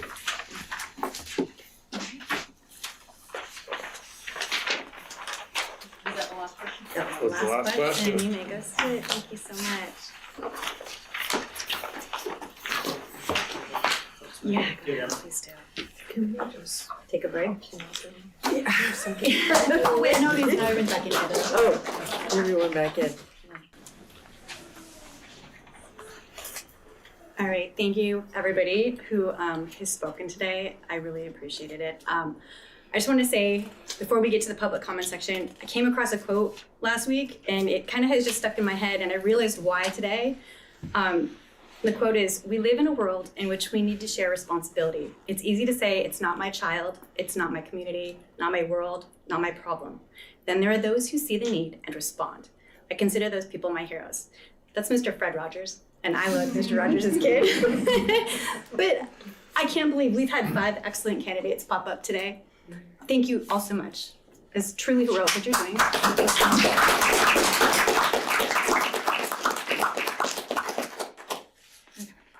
With that, so we have public comment now. If you would like to speak, just please come up to the podium, state your name so people listening know who's speaking. You'll be given 3 minutes. At 2.5 minutes, you'll be given a 30-second warning to wrap up your comments. We would like to try and keep this timely, so just respect the 3 minutes warning. And with that, if you would like to make a public comment, please feel free to jump up, take a seat.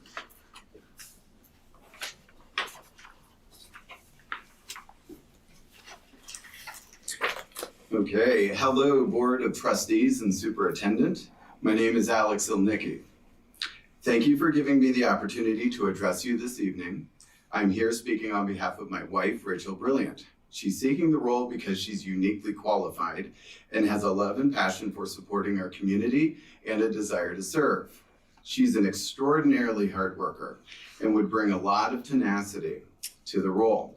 As well, with 17 plus years of experience as an attorney and in the last 8 years consulting with school districts and boards, including topics, but not limited to construction development, contracting and negotiations, district litigation, coaching and training board trustees on applicable law, and even HR matters. This makes her uniquely qualified to step into the role on day one and bring practical skills and experience with her. In our home, she's a loving parent of our 2 children, Oliver and Abby. In our community, is that 2.5 minutes? No way. Really? Oh, gosh. Okay. Elementary, so they go to Brookside Elementary, where both our kids attend. She's a regular classroom contributor and is a weekly volunteer for over 3 years, focusing on math curriculum within the classroom. She also serves on the school site council. Lastly, I want to let the board know that prior to Rachel submitting her application, we had multiple discussions around her potentially taking on the role and the burden it puts on our family.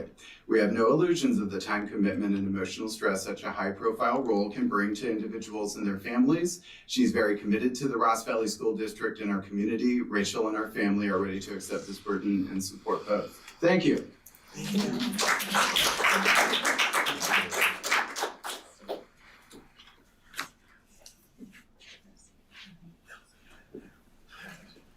Hi. Hello, everyone. I'm Katie Walker. I feel like I'm testifying to Congress here. It's like a little nerve-wracking.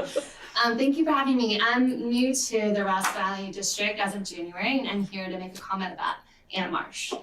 I was lucky enough to meet Anna very soon after we moved to this area, and I just had to come up here today and talk about how welcoming and authentic she's been to me, and it's been amazing to see the way that she connects with the community. We had the experience of canvassing together, and I got a chance to see her speak to all different kinds of people, and it's really an incredible skill to be able to authentically connect with a range of people, and I feel like that would be a huge thing, kind of representing all different voices across the district. I feel like people would feel heard and safe speaking to Anna. I feel like she is very trustworthy, and it's so clear that she's passionate about education. Yeah, I think that she represented herself really well today and what she can bring to the table, and I'm just super excited to have her in our community. Thank you.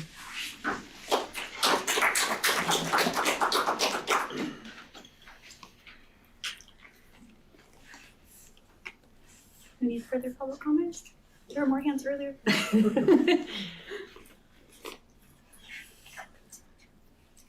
Hello, I have the experience of being a school law attorney, and I have worked with boards of trustees. Can you state your name, please? I will. It's not required, but I will. Mia Robertshaw. I have the good fortune of having worked with school boards all over Northern California, and I worked with many superintendents and board presidents primarily in my role. And I can say unequivocally that Anna Marsh would be an incredibly strong board member. She has not only passion, dedication, but also common sense, practical awareness of realities that schools face, be that revenue challenges, competing demands about priorities. She, I feel, would be able to really well balance, would bring care to know that while priorities are not shared within a district necessarily, all of those priorities are important to the people who prioritize them. And I think she would bring that care to her thoughtful decision-making with the board as a true team member on the board, and would be very thoughtful, caring, and committed to the board, to operating as a cohesive team in support of the community. So I highly recommend her. Thank you.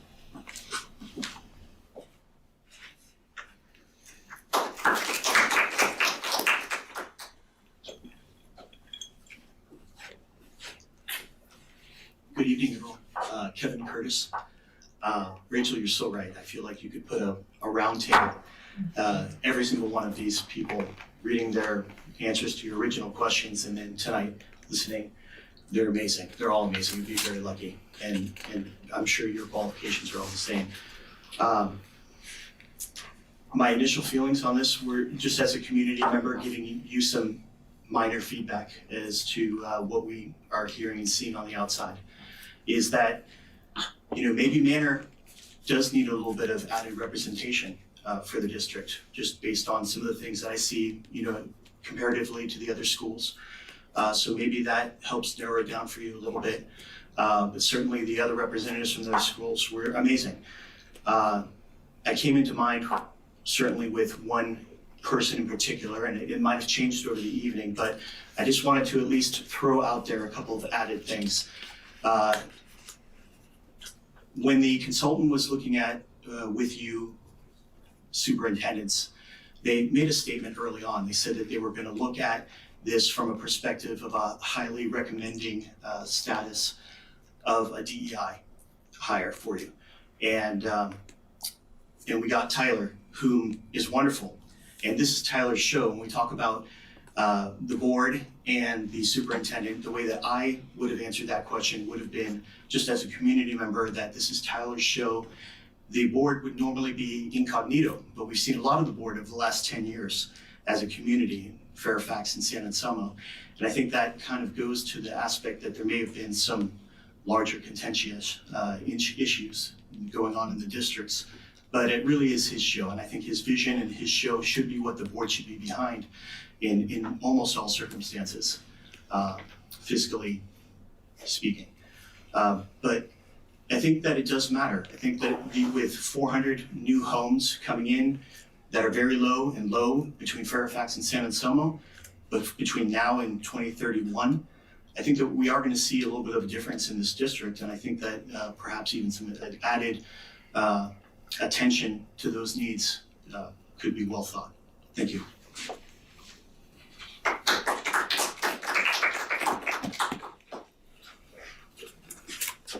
Hi, I'm Joy Forbes. As you guys make your decision tonight, I wanted to focus on something a lot of people talked about, but was bringing in the community. And it is going to be so important over the next couple of years as we fundraise yet again to have the people that just bring the community and bring the the energy and bring people in. And so I got the pleasure of working with Anna Marsh and Anya Twig, obviously, for the Measure E campaign, and they both did an amazing job of just bringing people on board, getting more people canvassing, getting more donations, just thinking through how to get more people involved. And it was really powerful to watch them work and collaborate and bring the whole community in, and that's what the board should be representing. So yeah, thank you. And you'd be lucky to have any of them, but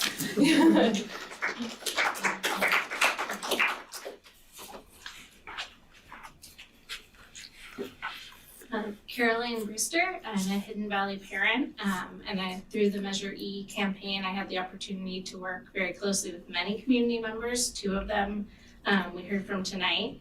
And like Rachel said, everyone who sits up here, the ones who already have the job, are amazing. We appreciate you. I want to say specifically for me, I have now a first grader, oh boy, but I didn't know a lot about the district's finances until last year. And Anna Marsh was the one who sat me down and explained those to me. And she did it in a way that made me want to continue to be part of the solution. So I mean, there's a lot that, as Joy just mentioned, that we have to do bringing people in. I did also hear something that stuck with me that, you know, it's the parents, it's the schools, but it's the broader community as well that we need to be engaging with. So I know that you guys all know these things, but thank you for making this difficult decision for us and for everyone who submitted and wants to serve. Thanks.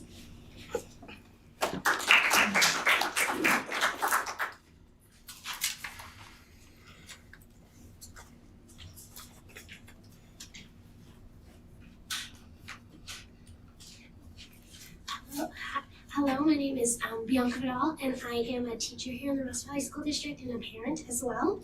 I just wanted to share a few notes that I had or thoughts that I had about the candidates, and you guys all did amazing and are wonderful. Thank you guys for being here for this. Mr. Berg spoke about servant leadership and how he believes in empowering and lifting up people to do the work, and even knew how valuable people like Chris and Teresa are in their roles. That was really cool. And in getting to know Mr. Pfeffer in committee work and these board meetings, I've appreciated his care and commitment to our schools, and I admire his deep critical thinking skills. He asks great questions, is very knowledgeable, and focuses on solution-oriented approaches. Ms. Marsh has served in several important roles in our district and has demonstrated very clearly how much she values and supports our school community through her dedication and leadership. Similarly, Ms. Twig has demonstrated a passion and commitment to our school community through the work she's done in various committees with the goal of supporting and improving our schools. And then also I wanted to speak about Ms. Brilliant because she's someone that I have admired for a while now. I met Rachel when our daughters went to daycare together, and she was just immediately so welcoming and so inclusive of our family. She's the kind of person who reaches out to make sure people are connected and created opportunities that built a strong community at our little school. She has significant experience as an educational law attorney and as a parent. She is such a source of knowledge and insight, and she shares it and communicates in a clear and helpful way. And at the same time, she's always willing to ask questions, consider multiple perspectives, listen and learn. She's so dedicated to kids and the community, as she's been involved as a room parent and classroom volunteer. And in these types of roles, she doesn't just support the teacher, but she gets to know and really cares about each of the kids. Whether it's the kids or their parents, she notices and listens to what their needs are. She seeks to provide support and assist in finding solutions. So thank you so much for letting me share my thoughts.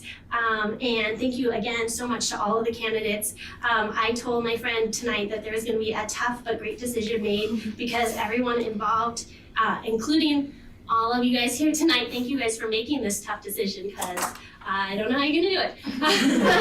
But thank you guys, thank you everyone for your time and for being involved in supporting our schools. Thank you. Have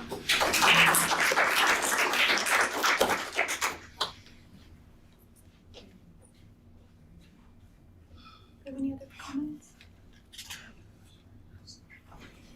All right, last chance for comments. All right, seeing none, we are going to move on to our discussion. And Bianca, you're right, this is a really hard decision because you never know what happens when you put out these open application periods. It's like, is anyone going to apply? And then to be gifted with 5 very, very strong candidates, I mean, we're in a lucky position. We were supposed to have a discussion here, and we're supposed to talk about everybody and pick somebody, which of course doing this in public, super awkward. Exactly how I'm sure all of you want to be interviewed and then have it hashed out in front of you by a board. So apologies for that.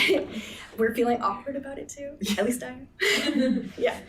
So I think Bianca summarized it perfectly, to be honest. I'm really grateful that we have so many willing, strong candidates here to choose from, and it's going to be a really hard discussion. And with that, I don't want to go first, so I'm going to you have the prerogative. So I get to call the shots, and I'm not calling this one first. So please feel free to discuss if you want to share your views. I will add though that as I know each and every one of you, in different capacities. And truly my love for all of you is deep, really, because of what, I'm gonna get emotional, but your dedication to the community.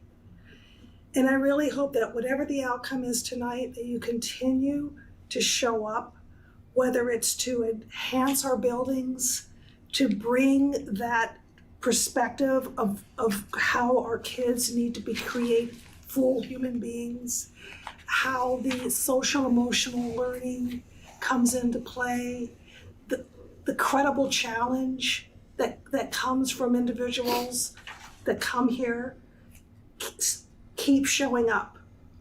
Because in many ways, I feel like we could walk away and you could take these seats and I would be fine personally, because when I came on, I was told, be fearful.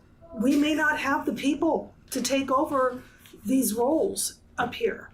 I was scared of the deficit of leadership, and now I'm like, I'm going home a different person, because I know that whoever is chosen, there are 4 others and maybe more who are willing to step up, because we're not always going to be here, right? So I just want to say thank you.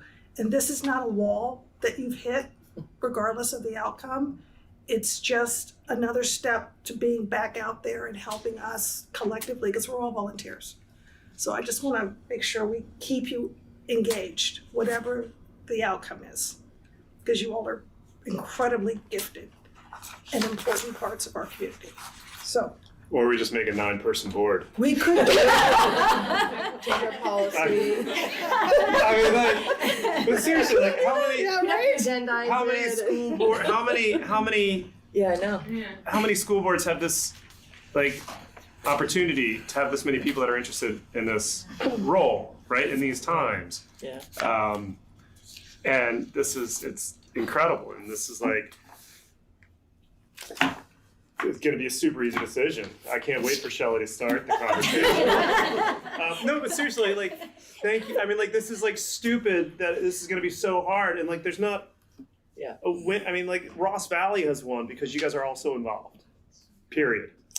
So to Chris's point, unfortunately we're only picking one, but how does everybody continue to stay involved and stay motivated, and how do we continue to encourage that and get more people? I think a lot of people brought that up, like getting more people involved. So, yeah, I can't wait to hear Shelley's decision first. She is the longest, jumped in there, longest tenured. Jumped right. Well, and I was these people. What, 3 years ago? When did I do this? 2 years ago? Was that the official? It feels like 20 years ago. Came into some really easy conversations. It's awkward, but it's awesome that you get to try this on for a year and a half before the next election. So kind of all of you have this privilege of like trying this on and see, like, even just putting your names down here, it's public service, which is cool, right? It's nice to start getting involved. And so thank you for this. And this is ridiculous, right? I mean, like, everybody's,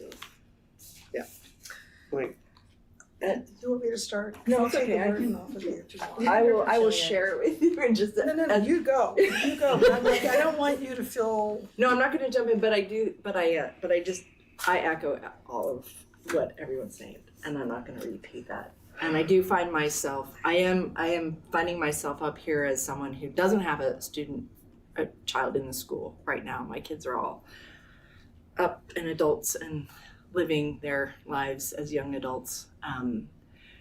And so listening tonight and thinking about the involvement on the kind of day-to-day level with your kids and your community members in the school, the comments about the broader community and feeling connected in broader and different ways as my life with this district has evolved.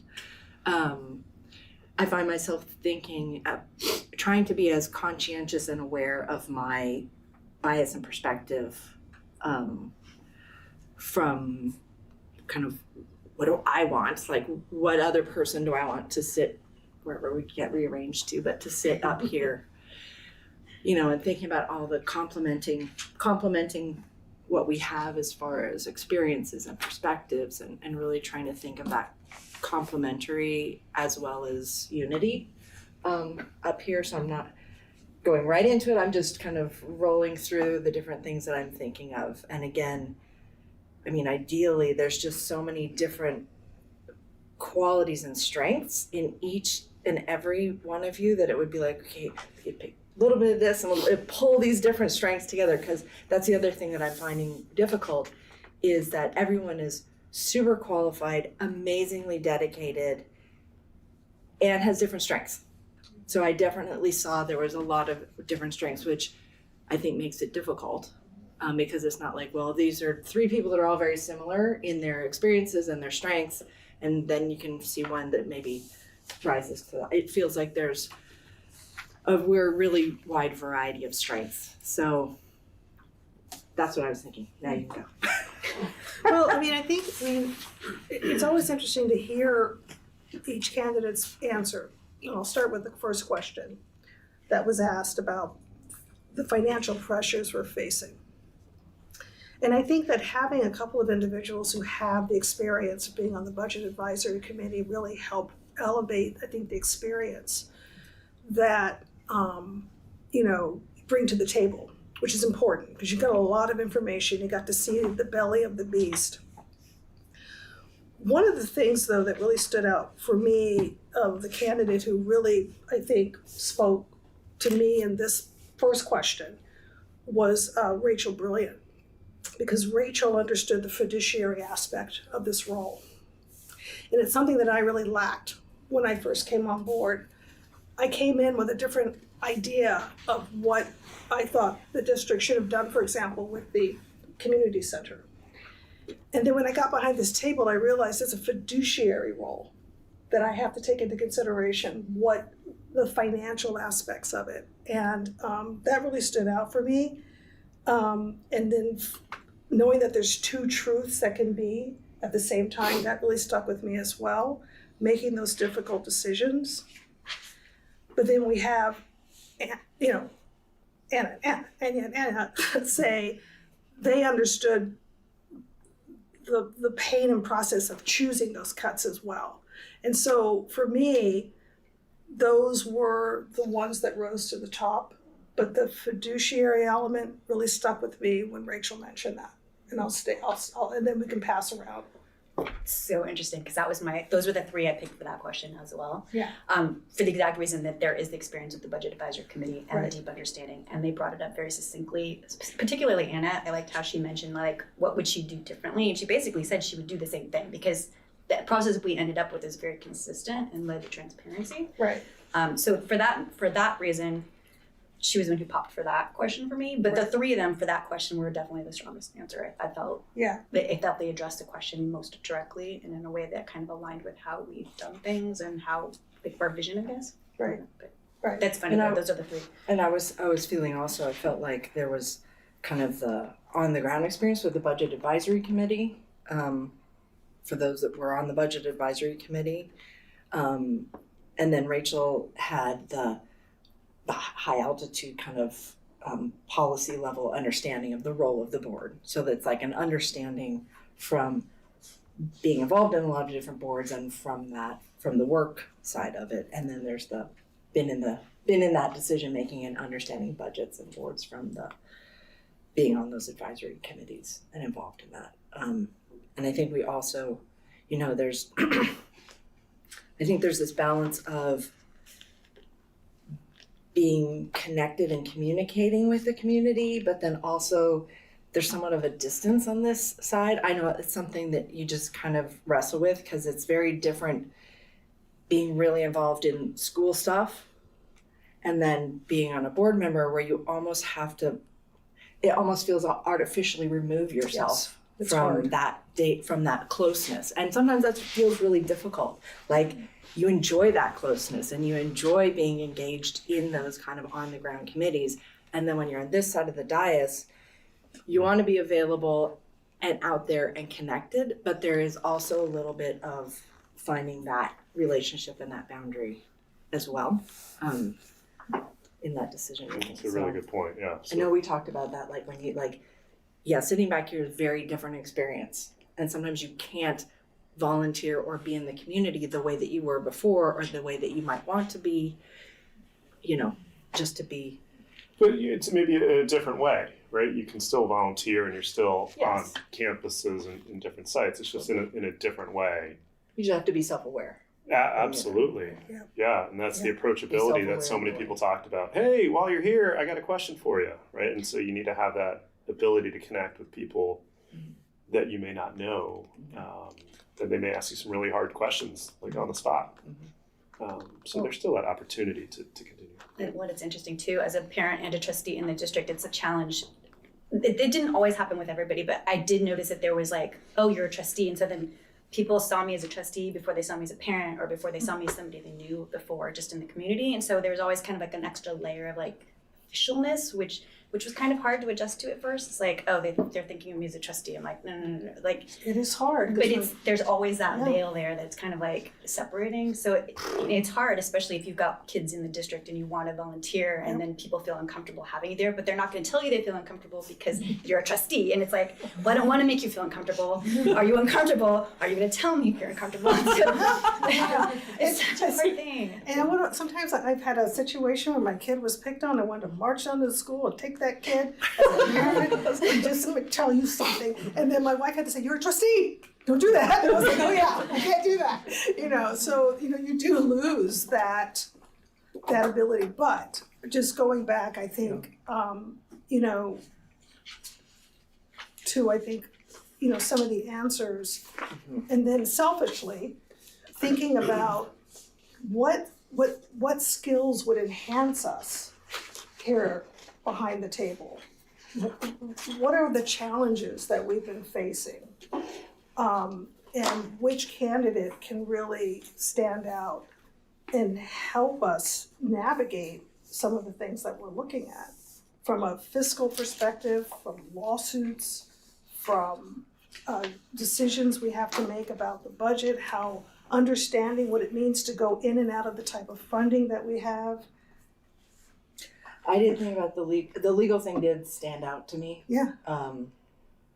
And I know that Rachel's experience in that legal realm, especially experience in education world, it's definitely something that I don't think I realized how helpful it was to have that kind of experience, perspective, and knowledge until we need it. Until we need it, yeah. So that was something that stood out for me in terms of Rachel's experience. And then also just from the get-go understanding the role of the board, the Brown Act, all of the policy level stuff in the Brown Act and all of that, what goes into being a board member from the get-go. So now you can go, Rachel. Now I can go. Interesting. Okay, so looking at the perspective of who would complement us as a group, I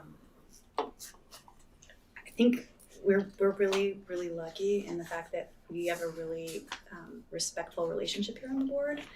And after listening to all these conversations or these interviews, I feel like we could work with any one of these five easily. Absolutely. I do think I liked Anna Twig's answer about being a good human being, like as far as like what we were wanting for our kids to come out of school as, because I mean, yes, their education is also important, but like that's, it's important. And I just thought that was really interesting. She did, reading, writing, math, but like being a good human being and having those social skills that we need. So like that answer, I really like that. I think everybody has the same direction that they were going with us as far as like our vision for the district, which makes this super hard. I did, Rachel's experience with the Go bonds and, her legal expertise on that, I found that very compelling because that is helpful. And, we've had presentations about doing Go bonds come up already from Chris Carson. It was like 2.5 years ago. Mm-hmm. At that time, I was like, I think the only one who was like, we should probably look into this closer. And so that for me, I think is definitely important. But then, we have Peter Berg, who's got experience with facilities, and we're going to need that to go with the Go bond. So it's kind of like, which area are we going to need help in the next 18 months? Mm-hmm. Like, where are we going to be needing that help and when? and who's going to be able to help us with that, and would they want to do this longer? So it's I'm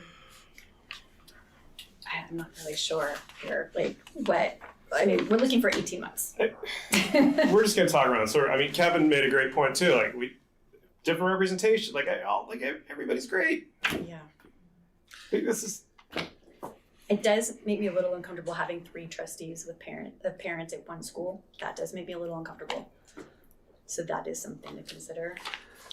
But how does it, I mean, is it because we sit here from that perspective, or because it's our experience as parents? I mean, like, what's the discomfort? It feels like there's a concentration at one school that it might impact your views on governance from a broader perspective, because that's what your single focus is. And if it's from 3 of you, that's what makes me uncomfortable with it a little bit. You know, I was less, because I do think it is our responsibility to represent the entire district and take whatever step that we need to be able to do that, so that we can check our personal experience and where that comes from. So I also had this somewhat of a similar concern, but more just in terms of ease of access, because there's a lot, if you're there, then you're talking to people, or you can kind of know what's going on at whatever school your kid's going to more than you might. So it would behoove those of you with kids in school still to put out the extra effort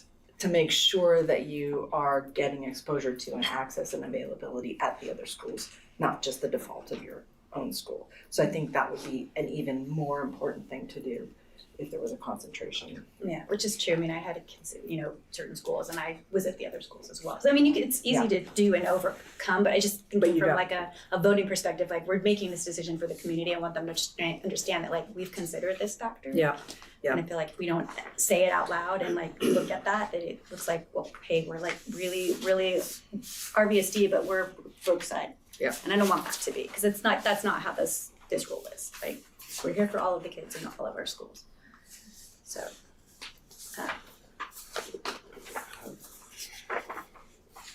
do we feel like we have like top 3 we should talk about? I mean, we've kind of been doing that, but do we want to make it more like narrow things down, or are we still talking?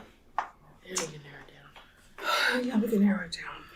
Do you want to narrow just out 2? We could write them down on a piece of paper and give them to you. I'm gonna give them to Tyler. Tyler? Tyler can do that. Sorry, I'm just passing all the books tonight. While you're doing that, I just want to just note on the record that there have been a few articles and some research done recently about board member elections across the state of California, and the fact that there are very few contested elections. So the fact that we have 5 people sitting in the room for one position, I think, is one of the hallmarks of this district. Like, parent engagement is really high, and people want to be working with this team at the board level. And I just think it's something to note. While other school districts might be like knocking on doors to get one person to join the board, we're here having to try to make this really difficult decision. So I think it's tough, but also really special that we're in this position. Glad I don't have a vote. Very different when I ran. Yeah. Very different. I don't think I'd be sitting here if one of you were on the ballot.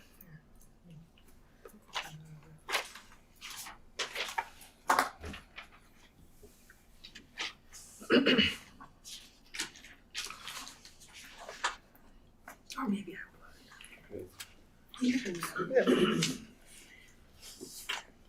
That's Yep.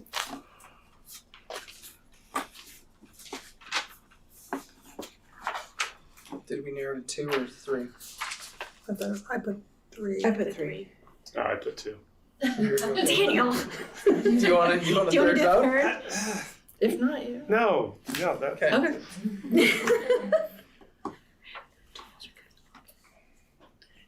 Okay.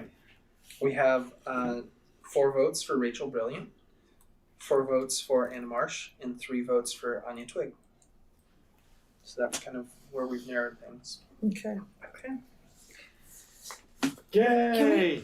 No decision.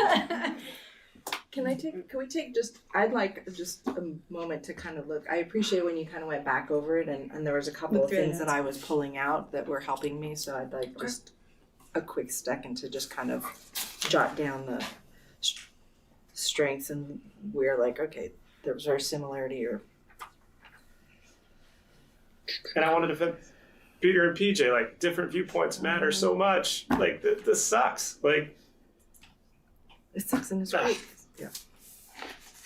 But it doesn't prohibit people from having, conversations, discussions. Right. No. comments. That's the continued involvement. Yeah.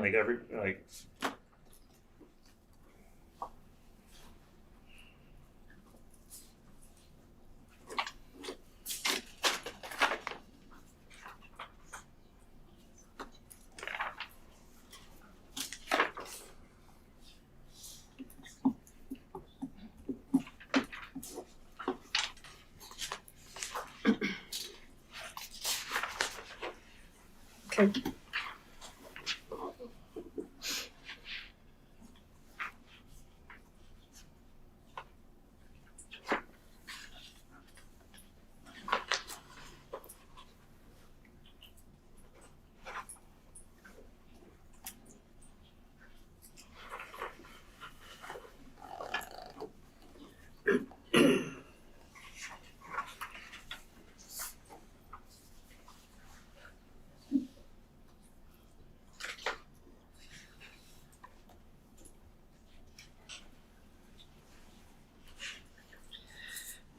Okay, I'm just gonna see what stood out to me. Oh, sorry. Go for it. Are we ready? Yeah. So, the things that stood out to me on each of these candidates, with Anya Twig, just jumping in there, getting to know everything about the committees that you're on, getting involved, asking the questions, doing the homework, and just the hard work and putting in the time and the tirelessness work stood out for me. That was one comment that you had made. Anna Marsh really came across her ability to connect with people, and to really have people connect with her, which I think is super important, especially going forward with our parcel tax and just that authentic connection.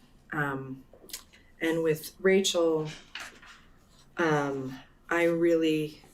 it really came across understanding of the district and education and things like using language like multi-language learners as opposed to English language learners, which is something that we do in this district, and other districts call them English language learners. So that kind of thing stood out for me as really understanding the nuances of our district and having paid attention and listened for those kinds of nuances, and talking about especially the question around the proper role of school board member was really able to kind of hit on the key, like hiring, managing the superintendent, policy and vision, accountability. So, and also the clarity and conciseness of the communication. So there was the substance, but also the way in which it was communicated, because I think one of the things that's very difficult as a school board member is to assimilate a lot of complicated information that you get very quickly, that we get the same 72 hours ahead of time as what the public gets. And so being able to take all that information in, assimilate it, ask the questions that you need of staff, and then speak about it in clear, concise, compelling language to each other and to the community. And so I was listening for the communication skills as well, not just the content of what people said. And that came across in Rachel for me in terms of the ability to communicate concisely when answering questions that you didn't have ahead of time. So.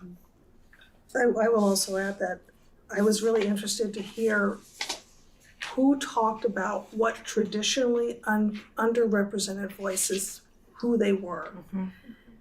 And Rachel was the only person that mentioned the multi-language learners, especially in our current environment, and how afraid they are from our perspective, and really understanding that there are underrepresented families that can't just make it to these meetings for many reasons, but the language barriers are in our schools, and that really stood out for me. And it was I circled it because I'm the only person who brought it up. So that really stood out as well. I think the Anna Marsh with self-regulation and the social emotional learning parts, those being a good human being, that was the equalizer with like, what does it take for a kid to really be successful? I think that the academics, of course, they need to be strong. We test them, we track them, we need to know the data, and we have to, as a board, support our trajectories in testing and how we want to get to, back to the pre-pandemic and beyond numbers. But being able to wrap those around self-regulation, advocacy, those things I think were really, really important. But I know that what we do in our schools is we prepare the kids for high school. We start with math. They get to 7A. If they don't get the 7A, and we have to really be aligned with that. I don't think anyone dismantled the reading, writing, and arithmetic, the 3 R's, right? But I think that, tying those into social skills really stood out. And Anya and Anna really brought that up as well.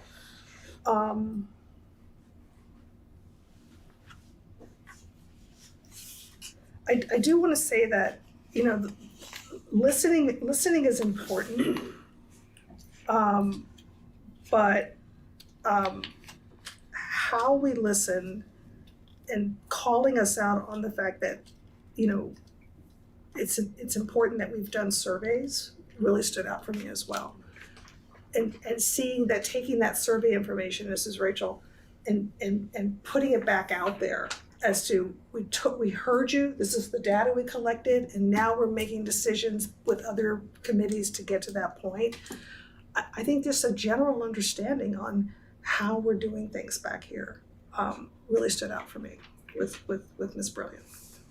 Yeah, I noticed there was a statement around the continuity, but using the word continuity leads to trust. And it was the continuity of, what you just explained, right, that led to that trust, and being able to reflect, here's what we heard from the community, and here's how we heard it, and that creates the trust. Yes.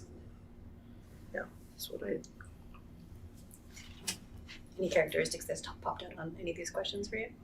For the 3? No, I think the biggest thing is just the connecting with the community. For whatever reason, I feel that's, I don't know if that's right or the wrong, but having somebody that can connect with the entire community as we go through the next year and a half together, that to me is a really critical piece. And that came across really clearly with Anna Marsh, her ability just to connect, to bring people on board, to get people up to speed, succinctly and, with understanding, that stood out to me. So I was going through her and starring or circling things that popped up that were really, that caught my attention as far as serving as a trustee. For Anna Twigg, I think one of the things that she said that really resonated for me, and I think it's something that we here definitely cultivate, is she's in it for the kids. She's not doing it for any other reasons. That for me, that's something that I think that's why our decision making is so easy most of the time. Today exception. Because what we're doing is no matter what we're arguing or discussing or whatever, the goal is what is best for the kids in these schools. And it's okay, well, if this is what we're trying to do, what's going to get us there? And so the decisions all kind of end up being unanimous because that's what our goal is. What is best for the kids? And so for her, she's in it for the kids. So for that really stuck with me on hers in particular, because I think that's that's what your goal should be. That's what Ryan's goal was when he was starting in this seat. I think like the rest of you, communication for me is really important. You know, I'm on social media as a trustee all over the place, and I'm at events, I'm at the schools, and so that's all part of the communications thing. So for me, Anna Marsh really nailed that one. She kind of, I just had a star there on her communication. She said that poor communication is the source of most conflict, and I 100% agree. 100%, I have that underlined as well. 100% what has, I think, caused a lot of the trouble we've had in the last couple of years. I think we did not do a good job of communicating what was going on in the situation in a way that the community can understand, and that's on us, and we're learning from that, clearly. I think the surveys that Rachel mentioned are a huge, indicator like, hey, we're trying to change and do things better and differently, and we're learning, we're hearing what you're saying. So I think Anna and Rachel really nailed the communication component for me.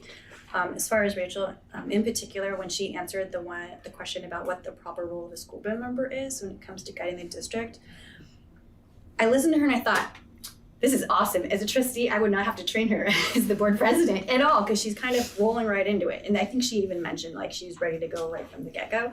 So for me, I was thinking, well, that would be really easy, because somebody who has an understanding of what the role is from a legal perspective, as well as just like from a community members standpoint, I thought that was really important.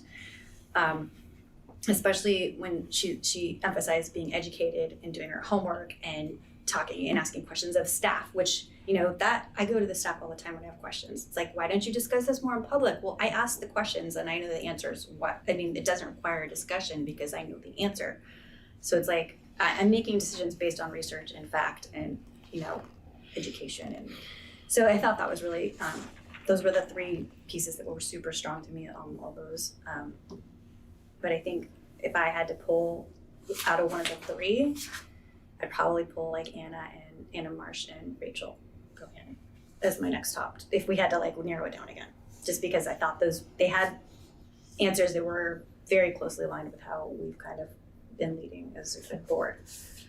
But honestly, I could certainly need these people. So this is so difficult. I don't, Daniel, did you have any thoughts on anything beyond this? No, I echo what everybody's saying. Yeah. I think for the next year and a half, it's that community involvement, engagement in the community, being out there with groups at the events. That, to me, is what's going to help us over the next year and a half the most before the elections come out. We should have put a question on here. Would you wear a mascot costume at a parade? They don't have to. Our kids are old enough now where they can fit into it. It doesn't so that's matter. Not part of it. Are you willing to, though? How far would you go for Ross Valley? But I think that's where my mind is going. Is like somebody We've that's all worn one. All of us. Some of us multiple times. No. I'm just saying. I did have prior mascot experience, so I'm just, I think you mentioned that in your interview. Do we want to do top two, or do we want to just do top one? Are you guys? How do you feel about this? Do you?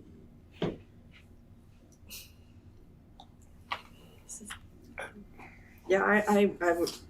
I think I made my decision. I would resonate with Anna Marsh and Rachel. Yeah. As the top two. The top two. And again, everybody's just got such different strengths and all just amazing qualities. And we have 2 attorneys and 3 PhDs. Okay? And somebody with a last name brilliant. Not fun. And we have to do it in public. To Peter's response, like somebody's brilliant on this. AI would be sitting here going, wow. Okay. I concur.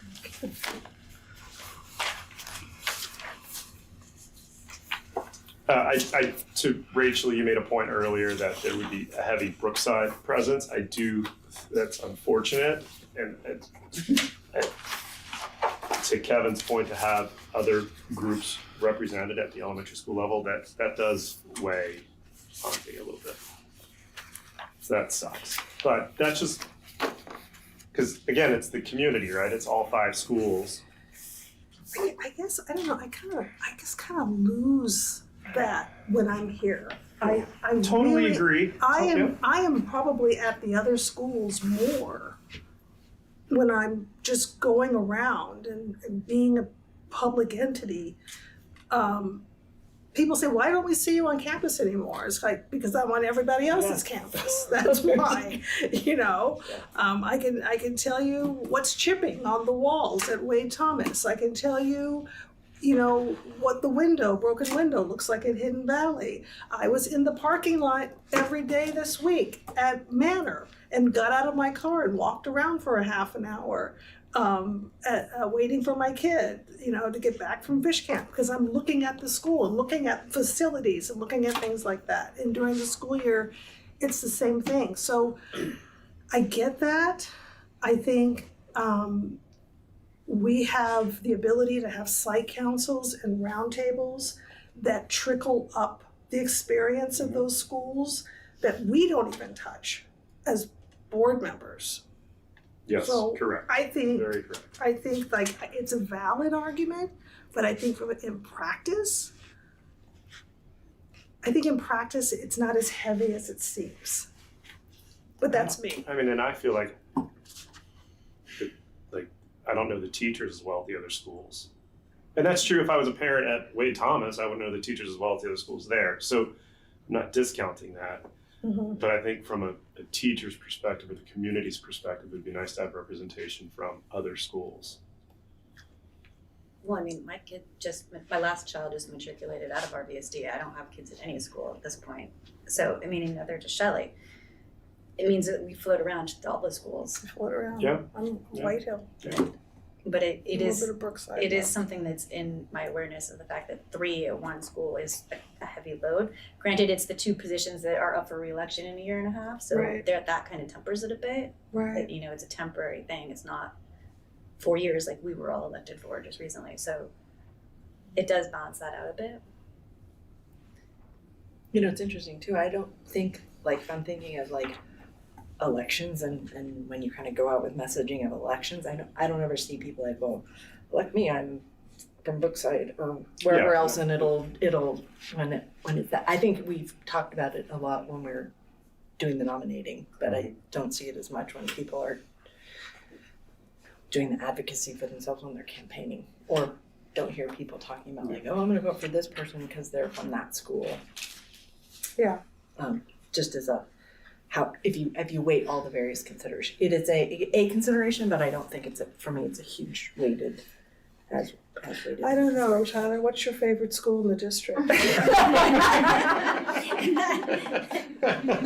Who's your baby?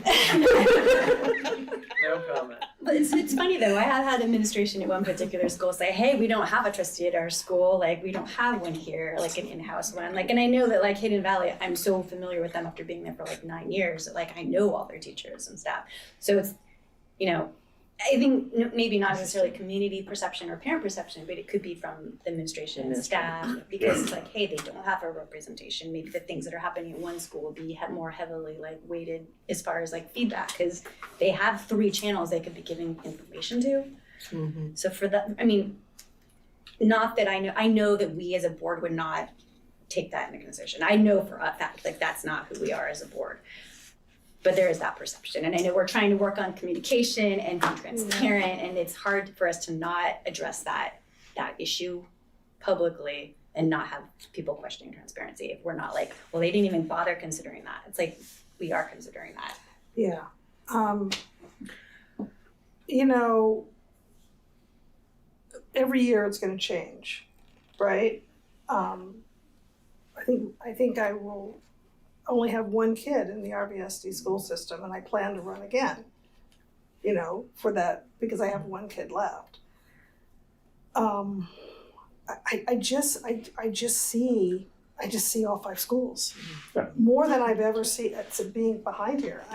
That's my goal is to help the district, is to be a board member for the district, not for a school.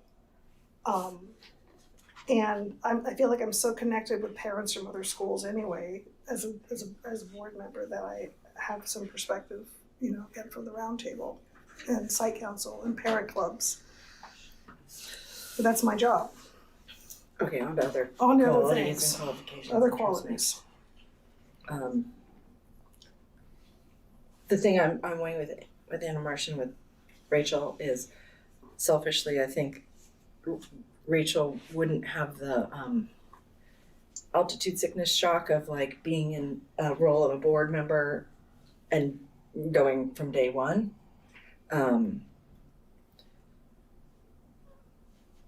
But Anna Marsh, I think, again, that connection with the community, and when we're thinking about all of the work getting out in the community, again, with parcel taxes and all that kind of stuff, that I know that we're gonna be back in the roll-up, but that would be coming up in June. I'm just trying to think of, you had mentioned like this is a 18-month position, so up again. November. In November. So again, it's like all good candidates, and either way would be really good. I thought this role would be a lot sexier than when I took it, but it's not. It's not. It's like I thought, oh yeah, but this is about finance. It's about, I'm the one that has to watch myself with the Brown Act, because I'm the board member that wants to scream F you to the people that speak in public, and you can't, because you have to put up a wall. You can't, you can't, all of these rules, and Rachel taught me all of these things, because I came on thinking, how did I sell it to you? You sold it to me. Sold the bill of goods. But I am a finance person. Yeah. And Chris knows I have the horrific eagle eye, and I'm constantly drilling down, and that's the strength I think I bring to this table, as well as the learning curve that I had. And I can go across the board here and tell you each person brings that strength that's very different than what each of us brings. And I think that if I were to bring someone here to help fortify who we are as a board, I think it would be Rachel, because she would hit the ground running. She understands the issues around special education as well. She's been dealing with all of the issues and consulting with boards. She knows what works and what doesn't work, and understands the nuances of flipping in and out of the funding that we talked about. And then our role as fiduciaries to know that the optics of making a decision isn't exactly the way we want it to come across, but the fiduciary part of that is where we have to push. And so that's kind of driving me, that I think she knows it's not a sexy role. I don't think Anna thinks it's a sexy role either. But I mean, like, there's that technical side that I'm craving to fill, that I think we need up here. But we've also heard a lot from the community that, Anna Marsh is able to do that and explain that really well in a really easy manner. Yeah. And we're not walking into, a turbulent board, right? Maybe the superintendent's a little iffy, but A little bit. So it's not this thing where we have to get up to speed and this is what we're doing on, day one. So that's, again, brilliant. Last name aside, like everybody's like, that's the silly part of this, right? We're so fortunate. Yeah. And I never thought we'd have to make it, like, we made a hard decision. And this is It sucks to make this decision in public too. Well, it's actually good too, right? That's not like, it's how the sausage is made. Yes. So I want to push back on that. Rachel can just step in, because it's any of these five can just step in, right? Because we do have really strong leadership. We've got strong board presidency. We've got people with tenure, right? This is not a turbulent board. Yeah. Not yet. Correct. I don't know what that means. So I go back to that ability to connect the community, explain things clearly, knock on doors, understanding that, where we are today So I'm leaning more towards Anna Mart, and I'm not making eye contact with anybody. That's the awkward. So I'm leaning more towards that, just because of that ability to connect. Unfortunately, it's a different school, or fortunately, it's a different school too. So there's whatever my own bias or whatever. But somebody who can come in for the next year and a half and all again. That's the.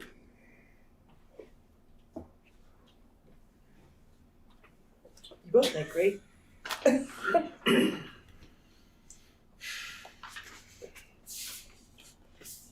Sure would be nice to sleep on it, huh? I know. It's not gonna change anything. They're all. Yeah, I don't know they went. So you can't. You gotta be. So I don't know if all of you received emails from members of the community. I know I got some individually straight to me, and some that went to all of us. But I kept a tally, and we had, and then I added in the public comments tonight. So we had 2 for Rachel, we had 4 for Anna Marsh, we had 4 for PJ, and we had 4 for and so for me, I'm trying to like balance, like we need input from the community because we don't make these decisions in a silo. Right. And I'm hearing what you guys are saying.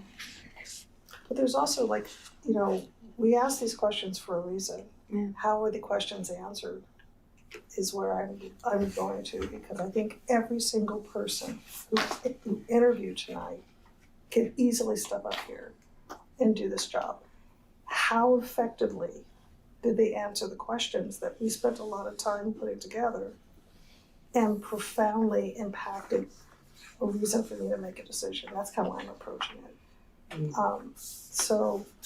I think the community has spoken and said that we'd be lucky to have any of them, right? But I think we interview for a reason. So I would like to reread both the notes for both of these folks. Would you mind if I took a moment? Okay. And then I was thinking maybe we did that and then we did like one vote for one person and then send it to the other and see what it comes up as, and then we can discuss further. And if it's deadlocked, then they both get off. Change our policy. Maybe this will take a vacation.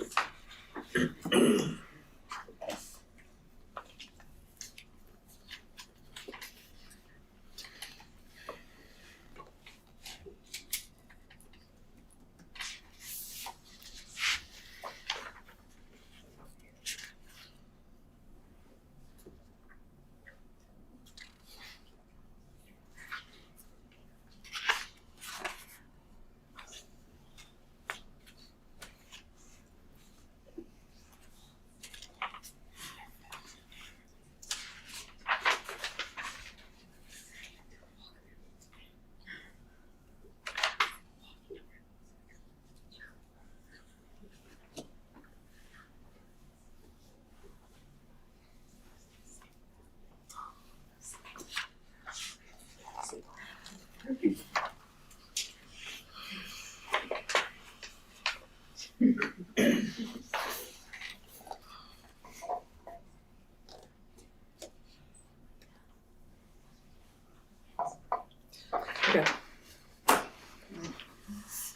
Just want to write it down and pass it this way, and we'll let Tyler. Oh, we're just doing it, we're not talking about it. Or you want to just talk about it?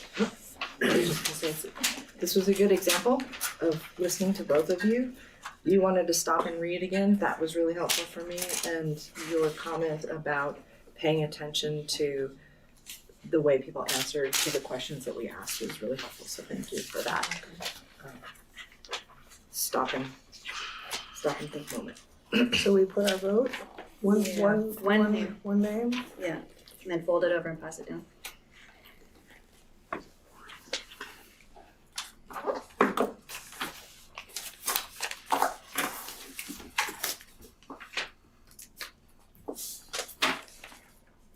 Oh God. Are we being recorded? Always. Yes, we Always.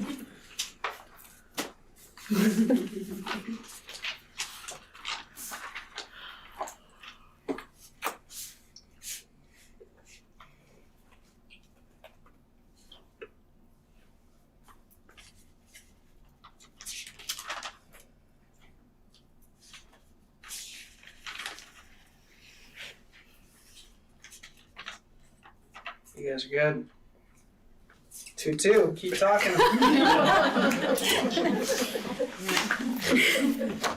What? Powers of persuasion here. Who's gonna go Technically, first? 2 votes for each of the candidates. Is it possible to have both of them, or is it you?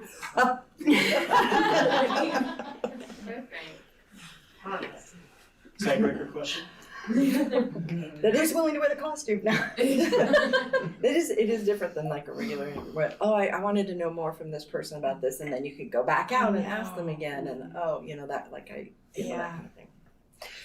So I will go for me, following on what I just said, was when you talked about like how people answered, there's the what was written down, what was said about people, but then how they answered the question.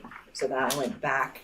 And then thank you for taking a pause to like go back and look over these, because then I was like, okay, went through each of the questions and what resonated with me.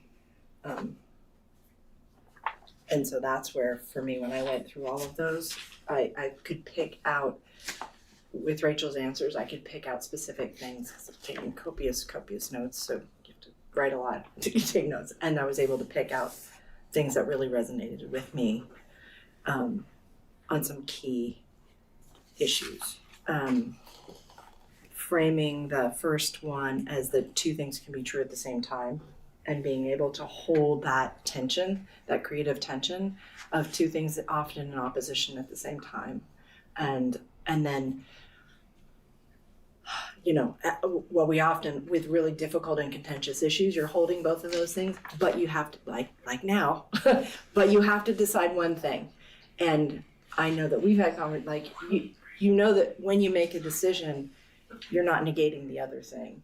And that's a huge element up here, because often then when you're back in the community, you're being represented as, well, you don't really care about that other thing. Or in this case, you don't really care about that other person that you didn't select, which is absolutely not the case in a lot of our decision making. So that resonated, that answer and that understanding of that, holding that into, because that's something that I think I feel a lot up here, and being confident in that even when the community might not see that you actually do care about that other thing that you didn't get to make the decision on.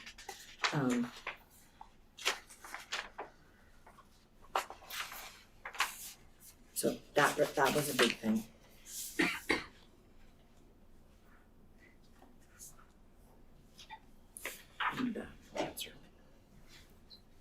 So I had the advantage of working with Anna Marsh very closely during the Measure E campaign, very closely. I got to see how she handled adversity. I got to see how quickly she didn't know what she didn't know and how quickly she admitted it and asked questions. I saw how quickly she absorbed it, and then how quickly she was able to turn it around and like explain it to other people in a way that got votes and that got people volunteering. I'm really hoping if we don't select her, she'll do that again for another round. But I've personal experience working with her, so for me that weighs a little bit heavier. In fact, that the answers are here, and I know that the drive is there, and I know that the heart is there to want to serve our community and our kids, and that there's not a bias. I see those same things in Rachel Brilliant as well. I think she would be an excellent trustee. Either one of these would be fabulous. I have that personal experience there. So I know that the work won't keep her from doing anything. I've seen her interact with the teachers. I know that she's got a good relationship with them because of all of her work on Measure E. So for me, that weighed heavier. I think Rachel would be so much easier to bring on board just because she has all the experience and the knowledge. So there's that, and the fact that the questions are it's very clear demonstration of her understanding of this role. I think, so, I mean, honestly, if I get outvoted, I wouldn't have a problem with that. But that's the reason that I would, that's the reason. Like, it's just because of personal experience, seeing somebody doing work that very closely aligns with what we do here. Yeah. So, and it's not to say that Rachel can't do it as well. I think she can, absolutely. I think both of these, and it is helpful to get personal, because that's part of the puzzle. That's part of all of those pieces as well. So I hear and respect that experience that you have. And like I said, I think everybody who put their hat in the ring, we could work with up here and would be great. So I appreciate you sharing that. Because I think that depth of experience working with her in that way maybe didn't come across in the short answers to these questions. So thank you for sharing that. I worked with Anna, with you as well, very deeply, and I totally agree with you that Anna has just this compassion and ability and passion to just get stuff to everyone who worked on Measure E did. And so I think that's why it's hard for me, but I'm very aware of Rachel as a very dedicated and hardworking person from the legal field. Just happen to know. And I also happen to know that the careful level of thought and conciseness of which Rachel thinks, in my own experience and what I saw in answering those questions, really hit me, because there was an ability to just logically think and answer the questions that followed the path of the questions that we asked. Not once did I sit and say, did she answer the whole question? But she answered the question, gave examples, and I think specifically some of the things that really stood to me was understanding, I put deep understanding how schools are funded and parcel tax passing, and understands where the district is and mentioned the Brown Act and understands GO bonds in K through 12 education. And for me, I'm aware of the community outreach from both of these candidates, because I'm in the community and I know them. But I'm also aware of the power of a board that has to make very difficult decisions around funding and decisions about the lawsuits that come our way, decisions about having the foresight to say, I've seen this before, this could potentially happen, and to have that fiduciary protection for someone who says, I've been to this rodeo, and this is what's happened at other places because I've done this for a living. That is a valuable tool to have in our arsenal, especially given the amount of money that's come out of our district from the lawsuits we've had. Okay. And so for me, I'm thinking as a fiduciary, who can empower us with those qualities that we need? And I'm just drawn to Rachel for that reason. But as I've said to other people, whatever the board decides, I will wholeheartedly support, 100%, because you can't go wrong. Can't go wrong with either one of them. But again, when I'm interviewing someone for a job, what comes down to it is how they answered the questions. What was their thought process when they answered the question?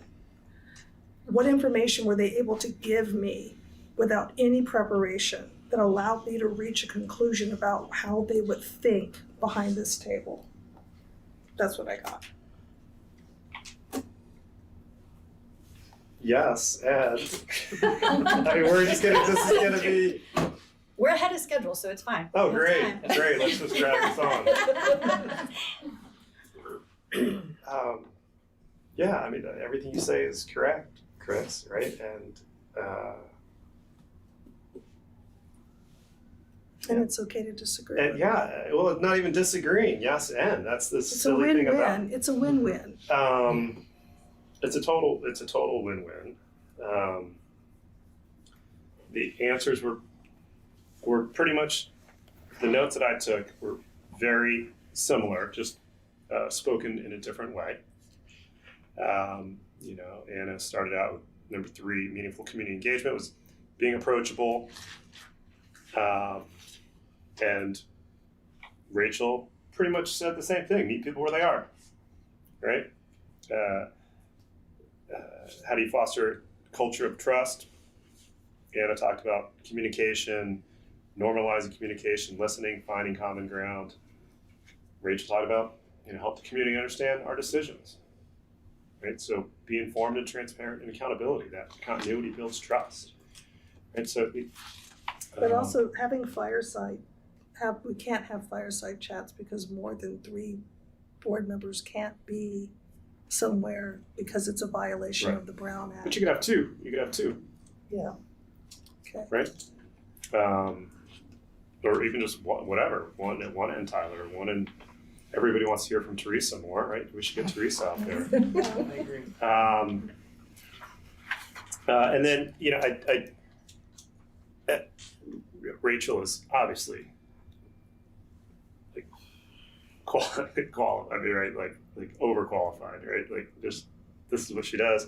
And then Anna talked about, you know, she doesn't want to be on a school board, but you know, the RVSD school board has won her over, right? Through her work at Measure E, through her work at Wade Thomas, right? Like that's why, and not that Rachel doesn't want to get involved for those same reasons at Brookside. But I think that, you know, the work on Measure E, the work in the community, getting Wade Thomas, the parent community really behind her, you know, it's still, we're pulling straws here, but that still matters to me.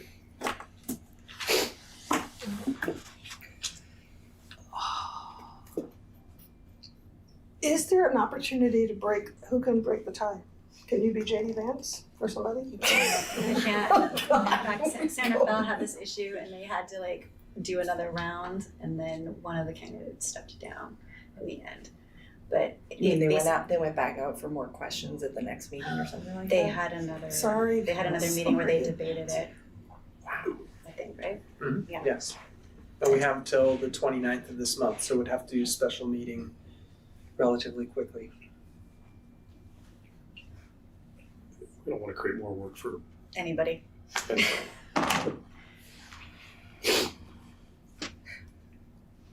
I'm thinking complementing skills that we all have up here. I mean, we've got accounting and financial, you know, community engagement. What I bring, except for being a curmudgeon and be like, well, back in the old days, oh my gosh, we've been through that before, or whatever else I say from being Really here. selling yourself. Institutional knowledge. Thank you, Come on. institutional knowledge. That sounds so much better. So, I mean, having legal is something we don't have. I know past boards have had someone with legal experience on They it. were all legal at one point, it seemed. We were? Yeah, at one point there was, which I don't know if that's a good idea either, but it is an experience gap that I think we haven't had on this board for. Well, I don't want to go down as, I have a law. I mean, I know you are. I wasn't diminishing. not diminishing, but I don't want people to be like, wait a second, they were all pretending like Chris didn't have a law degree. No. I don't want us to get it recorded by feeling that way, but I think that Rachel's direct legal experience with school boards and education. Yes. Yes. That's what kind of. Yes, thank you for clarifying. That kind of got me. So we're still here, huh? I have a quote. She did her homework. But we're still here. So what do we do? Well, it was interesting. Out of the 5 candidates, the top 3 that we picked are the 3 that contacted me to ask me about the role and about the time constraints and about the impact on my family. Those are the 3 who contacted me. Yeah. So I was very appreciative of the fact that they did their homework. I did the same thing before I ran for trustee for the first time. Yeah. Like, what am I getting myself into? So I respected the fact that that Anna and Rachel both did that. Yeah. Because I think. And Anya did too. Yeah, Anya too. So I think the fact that they did that shows that there's like a level of like thought and just concern about what they were actually like signing up for. So that was important. I am really uneasy about the Brookside situation though, because that would be several years of like concentration of one school. And I know it has nothing to do with the actual functioning of the board. It's the perception. Perception versus The perception of the teachers, of the perception community, of the parents, the administration at those schools. and the fact that there's going to be a lot of opportunity for parents in one school to provide feedback. And so it might concentrate some of the feedback we get, and if more people are comfortable with the trustees at one school, they're going to go and you're going to get more feedback from one site. I mean, it may not impact how we do it here, but it may impact the feedback that our administrative staff are getting, or the teacher they're getting. So it's something I'm really aware of right now, and that's the only thing really that's holding me back from switching right now. That's the main thing, is that concentration, perception, and the possibility that it might have something longer term depending on how things roll out. And I don't know if either of these candidates would want to run for re-election in November. They might not, in which case this is a very short-term situation.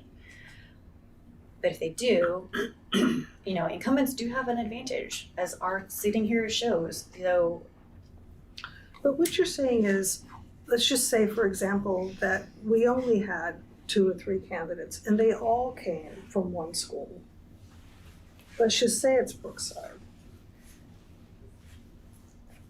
The conversation becomes moot because that's been the pool of which to choose from. But then to diversify your decision based on that rather than the actual parameters as to how you interview and demonstrate qualifications for a role, I'm having a hard time with that. I'm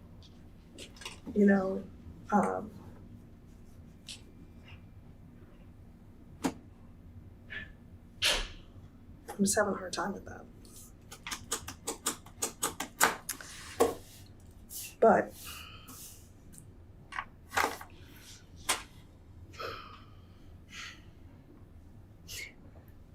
this is the awkward part of this whole process.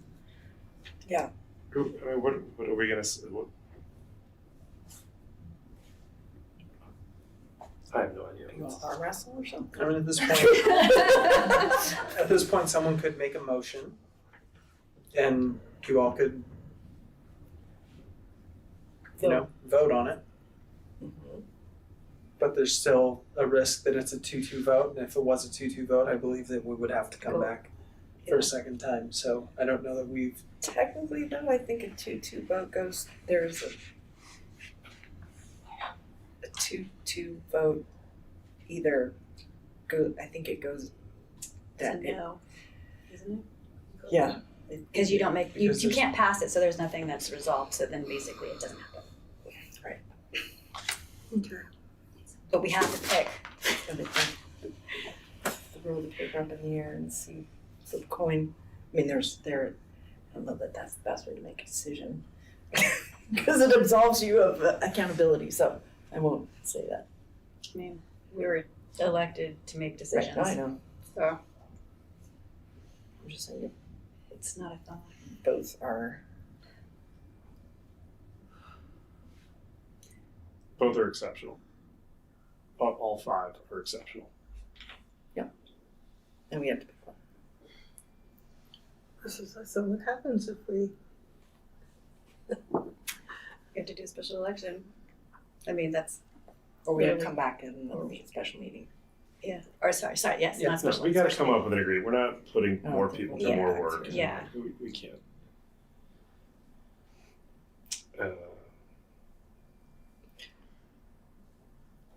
The other thing that's challenging, unlike, because I'm sitting here thinking of like, unlike hiring somebody on a probationary period where if you've got like a how's this going to work out, like the Brookside thing, or how's this going to work out, you can't be like, okay, you can be here for the first 2 meetings and let's see how it goes and then we'll, no. Trial run people? I know. Maybe we need a trial run, like who knew what people were electing, you know? Yeah.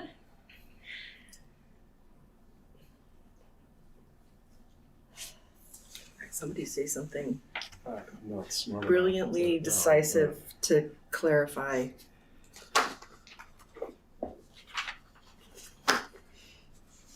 The things that I wrote down were most important were differing viewpoints matter, and representing the entire community matter, and different skill sets matter.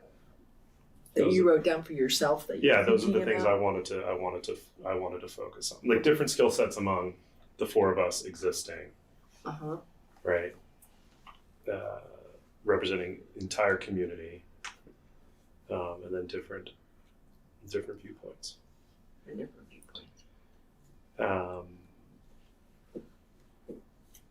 And how does that then play into or reflect what you're thinking right now? I still go back to the Brookside bias, right? The entire community matters, right? Like different skill sets. They both have very different skill sets. They can both complement this board really well. I do go back to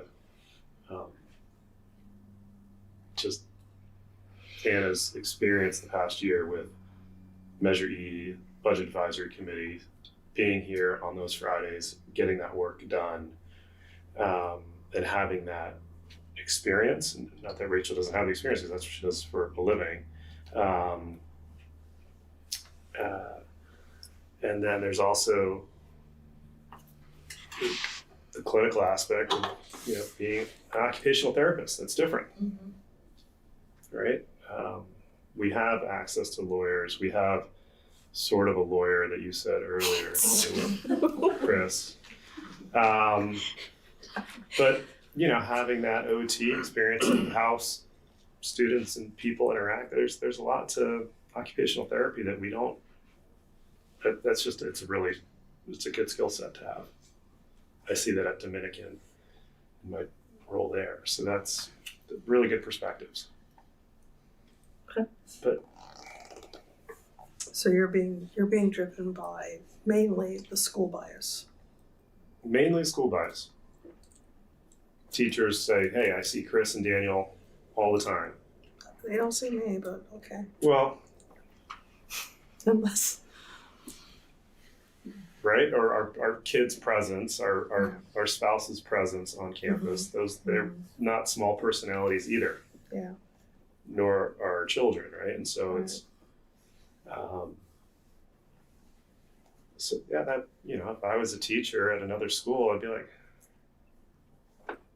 I don't see them as much, or I don't hear from them as much. If they hear from admin or other teachers, I don't know. It's maybe not fair, but that's a prejudice I have to that. And again, if we only have 2 candidates and they're all from the same school, that's just what we have. But because we have a diverse school population in this applicant pool, that's compelling. Yeah, I hear you. I think about the day-to-day things that happen. Getting a call from Tyler to say, I need your advice on something.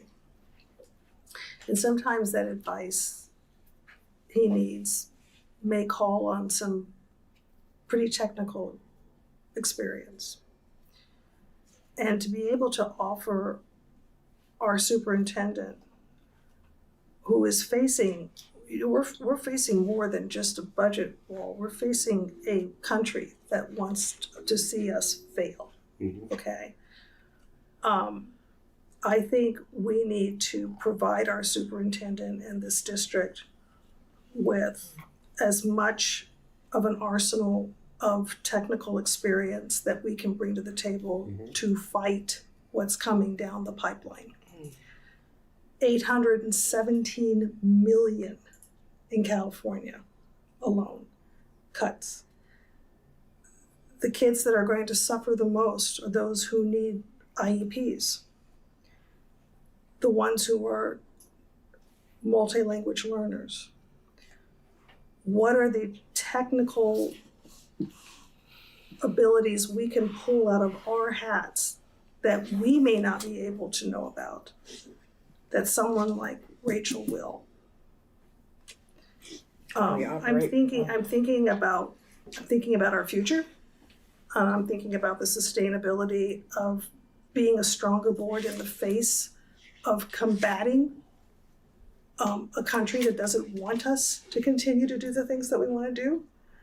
And so, and that's where I come in, because I know what executive orders are coming down that you all have not read yet, okay? I told you a while ago, I said, they're coming for us, this is what's gonna happen, and it was a lot, and it gave you that ability to be prepared, right? And so for me, if I handed my oldest a weapon and my youngest a weapon, would they survive? Sure, but I'm picking my oldest because I know he's gonna go out and probably wind up shooting somebody. I just think that having someone who gets it and has and understands the trenches of the legal battles to come and help us be prepared. That's why I feel strongly. From a community perspective, and what I've worked with Anna, I love her. It's a good feeling, the representation for another school. But I think if we lose out on having an individual who can help us navigate what's coming down the pipe, because we're worried that the community is going to think there's too much Brookside up here, that I don't think we're holding ourselves accountable as fiduciaries. I think we're actually letting the community down by not bringing in someone who can arm us with the things we need. That's what I think. So I think we've heard some advocacy from Daniel. We've heard some advocacy from Chris. I think I've heard some advocacy from Rachel. Shelley, is there a direction you'd like to advocate for based on what you've heard from those three? I mean, I think our 2-2 thing here is where we're at. Yeah. I had not been thinking about the quickly coming years of like, what does it mean to operate potentially without a federal board of education or an education department? And what does that mean? And how do you navigate those legal policy issues, and what stance should we take? And how do we, what legal actions might we need to join in on or not join in on, and what are the implications of that?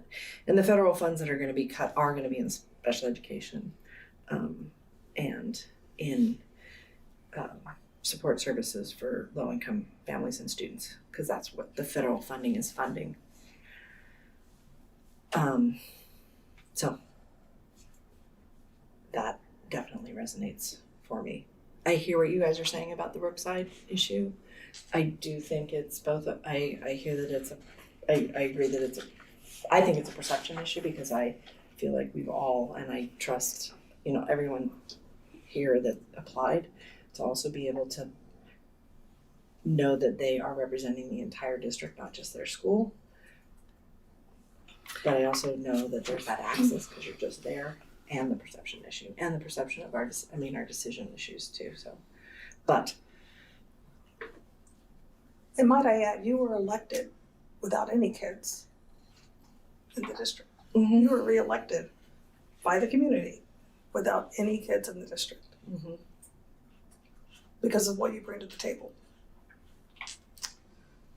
So, not my curmudgeon attitude. Not your curmudgeon.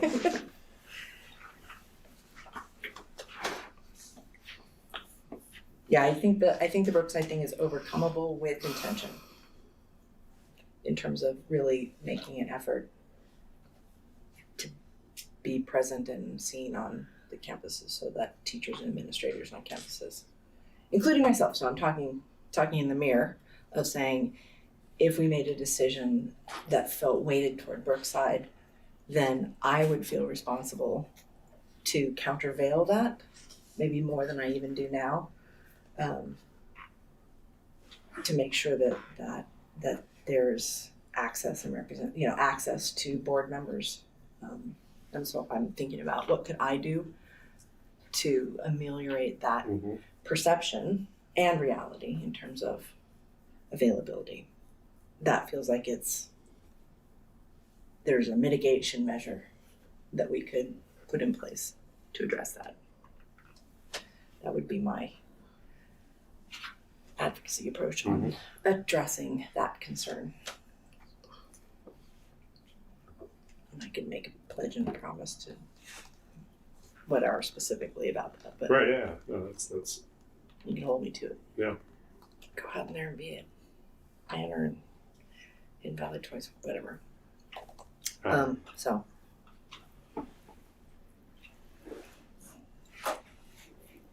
my experience also just in terms of the again, the parcel tax thing, and again, I'm not specific on timing here. I know that as a board member, we approve a parcel tax, and then we have to only two of us can be actively involved in that. And my experience in the last round was, you guys were really involved in that, and we could only have two. And so I felt like I needed to take a step back. So in terms of like the parcel tax, now budget committees and all that kind of stuff, but in terms of the parcel tax, only two people on the board can be on, be really active in going to those meetings and stuff, I think, just in terms of it, so. But you're ready to. I'd be happy to step back if someone else wanted to do it. I mean, that's not, right. For me, that's not a consideration here. I mean, the consideration is like these two individuals that I feel like having a parent at a different school when we're going into probably what might be, hard negotiations, and we didn't have a parcel tax that didn't pass, and we're going into negotiations for next year.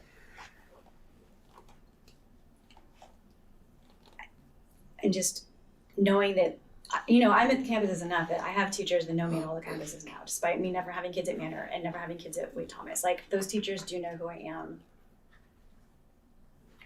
And I'm not saying that no other trustee could step into this role and like familiarize themselves with those people. But at this point, like, I know that those parents or those teachers are comfortable enough coming to me and saying something to me if they have an issue with something, because I've been around for those so many years at those sites.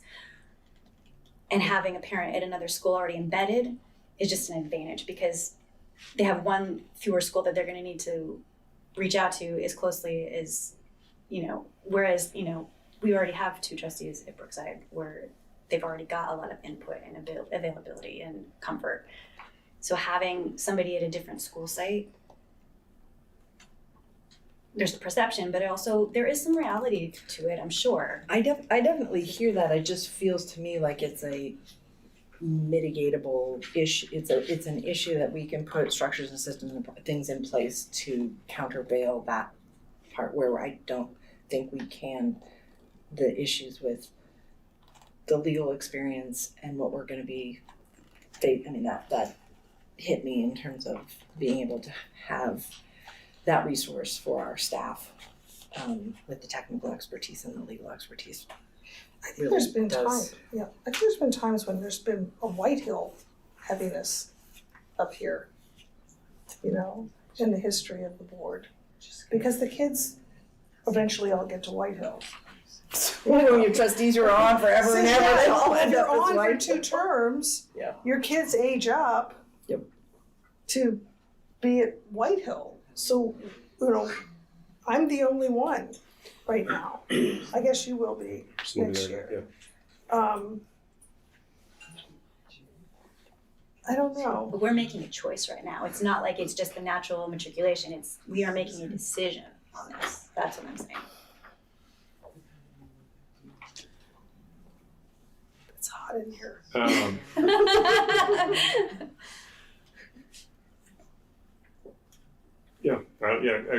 It's compelling, Chris, with the legal representation, right? Does that make a difference to Tyler and Chris?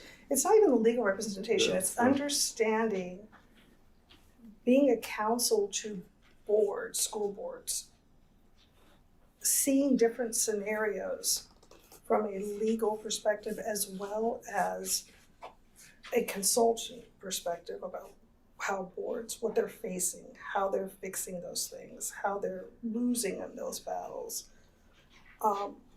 Those are the things that can be helpful.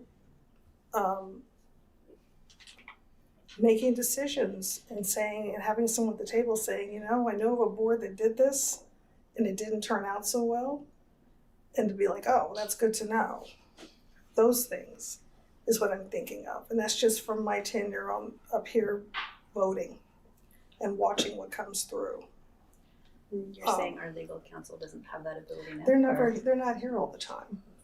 And I'm not saying that that would be the role of Rachel as a trustee, to be a lawyer, but I'm saying that her experience, just like I understand how treasury bonds work, and if we had a whole discussion about T-bills, I'd be like, well, here's what's gonna happen, you know what I mean? So it's kind of like feeling that comfort of having that additional knowledge. And that altitude of perspective, not just legal, but also from legislative, the legislative kind of thing of like, here's what's happening legislatively in the state of California and how it's impacting. So it's an altitude of perspective, I think, in addition to legal, but it's an altitude of perspective for legislative impacts of like, here are these bills that are going through that are gonna have this impact on school board policy XYZ, and how that might have to change, or so I think it's an altitude and breadth of perspective that it would bring that I think would be helpful for us, but also staff, and especially with this is unprecedented what we're facing. Board of Education is going away. Yeah. Okay, it's going away. Funding is going to be ripped out from underneath us like you have never seen. How are we going to navigate that from a technical perspective? Really having a think tank to understand how to navigate all that. I just think we need that. We have it here who's applied, which is both are gifts to us, but I'm just particularly frightened about the fiscal and technical and legal issues we're going to be facing. That's all. I guess my concern is more not just public perception, but the fact that we need to be able to listen to everybody. Yeah. And so for me, like when we are trying to change how we are approaching how we do things in the district as a group, as a board, as, you know, administration, making an effort to make sure we're hearing everybody and making a decision that looks like we're focusing on one, even if it's not. And even if, you know, Rachel, I'm sure she would serve as a trustee just as well as all of us. But it's when we are trying to change this direction and this culture of not, you know, maybe listening the way we should have in the past several years, and we are shifting that, this decision seems regressive to me when we are trying to move forward in how we are approaching it, like with the committees and with pulling town halls in and other things like that. So this to me sounds like a little, I mean, I understand the legal side. I also don't know that. So I mean, it's just the experience of just working with boards. Yeah. I almost feel like we need to have communication mechanisms with our community, with all of our schools, with people not in our schools that do not rely on personal happenstance. So what I was thinking in my mind when you were saying what you were just saying was, to me that speaks to, and I'm gonna say a failure, this is like constructive criticism in a way of like, I think we need to have enough robust infrastructure through surveys, through practice, through procedures, through ways that we operate as a district that do what we need to do to communicate with everybody and don't rely heavily on just personal relationships and happenstance because you happen to be at the school every morning.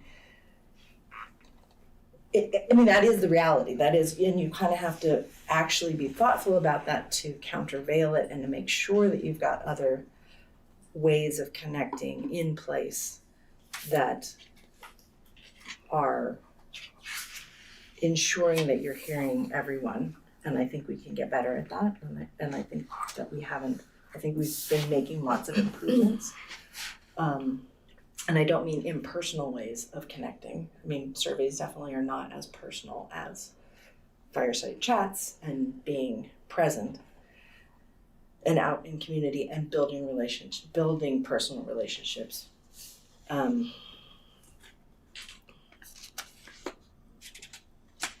If that makes sense, because I think relying on who a trustee's social network is for community connection and advice is, to me, speaks to a weakness in our overall approach for communication, because it shouldn't be, we shouldn't, it is a thing, so I don't want to be like, well, you know, I'm going to ignore that is a way that we connect is through our own personal social networks.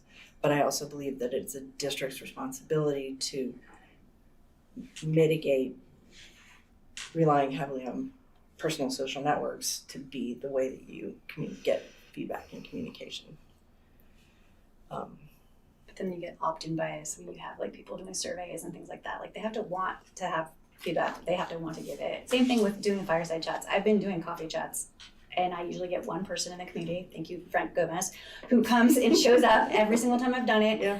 But most of the time I'm sitting there alone for an hour and nothing happens. And I put it out there, so it's not just an individual social network. It's like we are selecting a representative on this board for our community. And so for me, it's like they will be out and about, hopefully. And it's not just a personal network. There's a lot of people I know because I'm a trustee and not because they were at my kid's school. Most of them actually, like Anna Marsh, they weren't at my kid's school. It was because of things that I was serving on, things that I was doing in the community.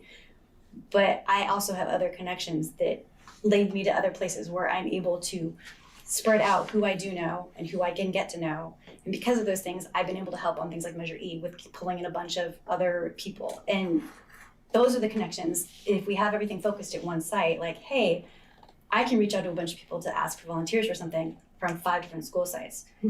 Whereas a trustee that's at the same school as 3 other trustees has, you know, those same connections. So it's like, it just kind of, for me, it's not necessarily a personal network, but it's just the ability to expand a network or to expand our group network as far as reaching out to other people. But, okay.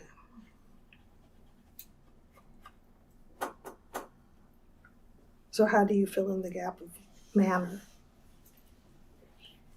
That's why Manitoba was my other choice. Because I do think that's important too. And I've been at that school more than I've been at others in the last 7 months. Mm-hmm. I think it's an embarrassment of riches, obviously, just reminding ourselves of how Like, so. five of our candidates are tonight. And I think two things I hear the board talking about. One is cultural change and one is technical change. And I think both of those things are things we need to do moving forward. And I think both of these candidates, you know, give you the opportunity to focus on cultural change or technical change. And I think it's up to you to decide over the next 18 months, what's the most important thing for the board. And I have no opinion on that. You should.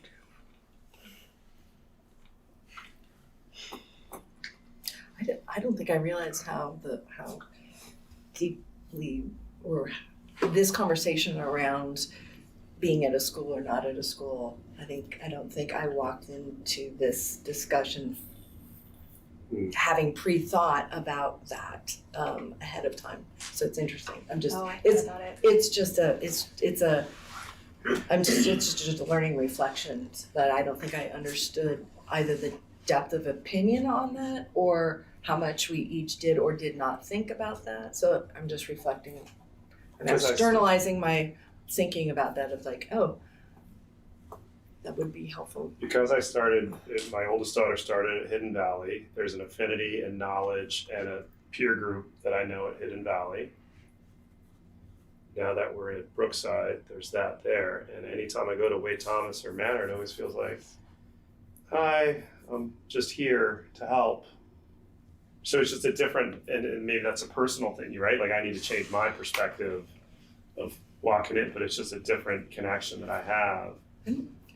But that's where I'm feeling like when you're saying this, what I'm feeling is like I'm feeling, oh, okay, this is something for us again to think about shifting the approach so that you don't feel like that. And I'm thinking about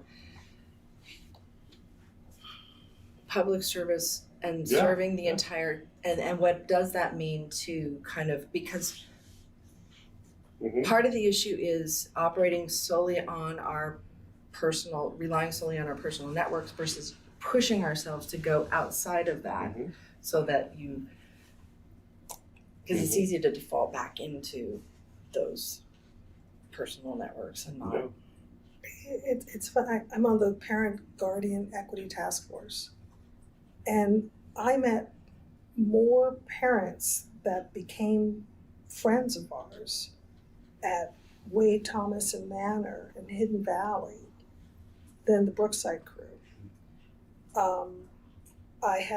My kids are friends with kids that go to Manor. My son's best friend was at Manor, who's now at White Hill with him, and I know a lot of parents. I know a lot of parents in the Manor group. We've met Anna by being on Measure E together. That connectivity of the schools is, I think, what can matter. When we're up here, I forget where our kids go to school. I don't think about it. I agree with that. And so I'm just trying to figure out the balance of, and I guess this goes back to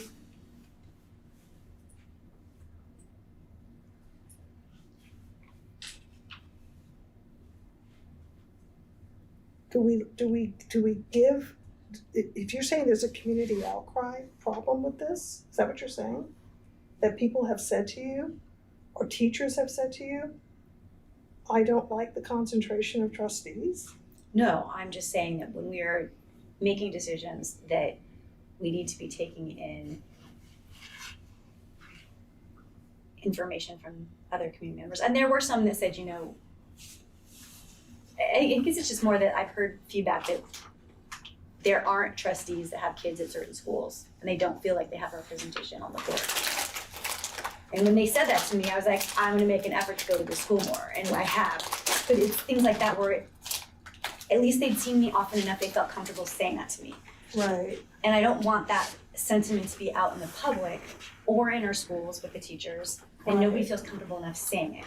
But if we're making a decision where we have an option of somebody like broadening where we have representation on our board in our schools, I would like to take that opportunity because it does show that we are trying to make sure we're getting information and representation for different schools. Okay, but let's take that back to the work we do here.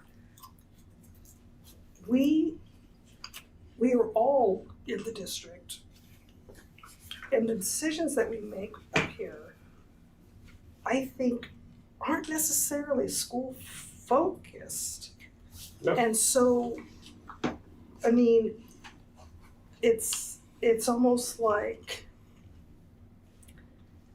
I'm wondering the impact of having that decision drive us when it's not necessarily part of the equation of the decisions we make back here. I understand what you're saying. I agree. It doesn't, the schools that our kids are or are not at does not impact our decision making here as a group. And I totally agree with that. Either one of these, I don't think it would affect them either. What I'm saying is that the way it's perceived and the ability for people to connect with trustees at different locations is something that I think is valuable. But also, when we are trying to shift how we are interacting and connecting and communicating with our community, that we do need to look at, is there a concentration? And we do need to look at those factors. And I'm trying to listen to you and then formulate thoughts at the same time, so I really want to pay attention. So it's hard for me to like kind of like get this into like words that are cohesive. But one of the things that I think is hard up here often is perception. Like, you know, that we all up here, and I 100% agree, we all up here know that we're making decisions on behalf of the entire district. We all agree on that. I don't think that's an issue. I think anybody else who's applied, who sat up here, has articulated that and would also do that. So what I'm hearing is a perception issue. There's somewhat of a reality just because you happen to be there and you bump into people, so there's that water cooler effect part of it. But putting that aside and just dealing with the perception issue, I think there are a lot of times we have to make decisions up here knowing that it's going to be perceived X, Y, and Z way from the community, regardless of what the reality is. And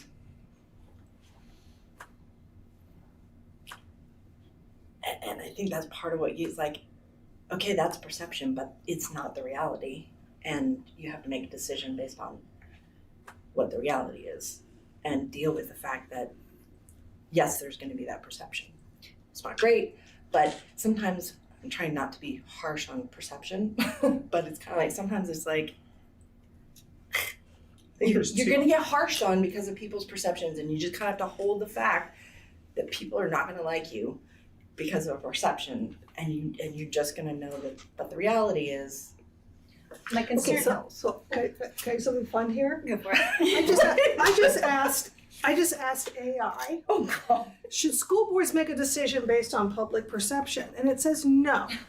School boards should not make decisions based solely on public perception. While public input is valuable, school boards should also consider data, expert advice, and what is best for student learning and well-being when making decisions. I love it when we can be in a Because we talked about the technological things that kids are going to be using AI in their education. So I just used it just now as an example. I was going to say, I love being in a board meeting where we got Fred Rogers in the beginning, bookended with AI in the tough decision.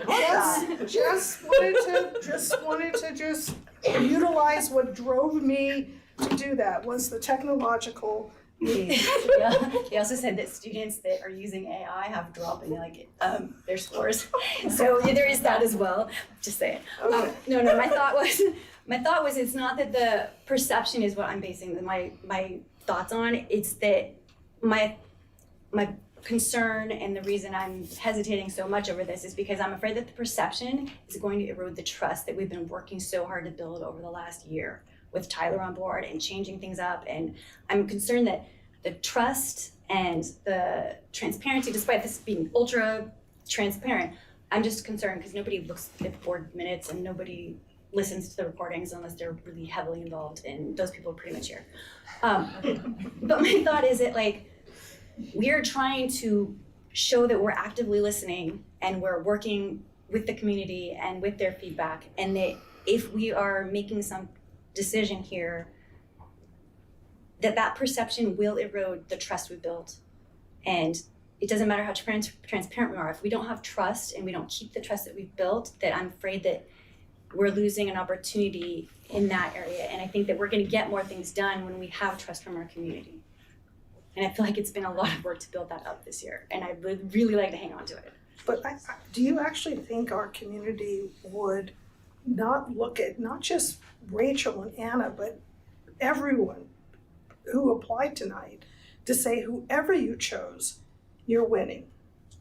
And by saying thank you to that and recognizing that these are some pretty incredible people, and to have a discussion about why we chose one person, not based on the bias of where their kids go to school, but based on the quality of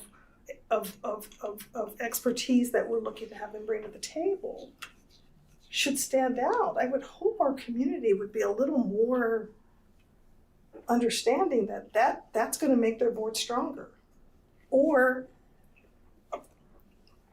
okay, you know what, I'm done talking. So I've been talking a the lot. first tension I heard from you all is this tension between technical expertise and culture building, right? Both of things really valuable for any board to have on the team. This new one that I'm hearing is like skill at the dais, like this conversation of being able to bring your expertise here. But then there's also the politicking of your roles as well that's out in the community. And I think you need to have both of those for this role as well. And I think both candidates on both of those tensions have kind of different strengths that they would bring to each of those tensions. So part of your decision is, do you need more technical support? Do we as a district need more technical support or more culture building support? Can we put a matrix up on a whiteboard? Right, do we need more, expertise at the dais to make these decisions? You could argue the answer is yes to that. Do we need more expertise in shaking hands and getting to know people? You can make the argument that yes, we need more of that as well. So, but I'm not hearing the shaking hands and I mean, I'm hearing it in the context of a school community that no one else is shaking hands and making those relationships with because they're not there.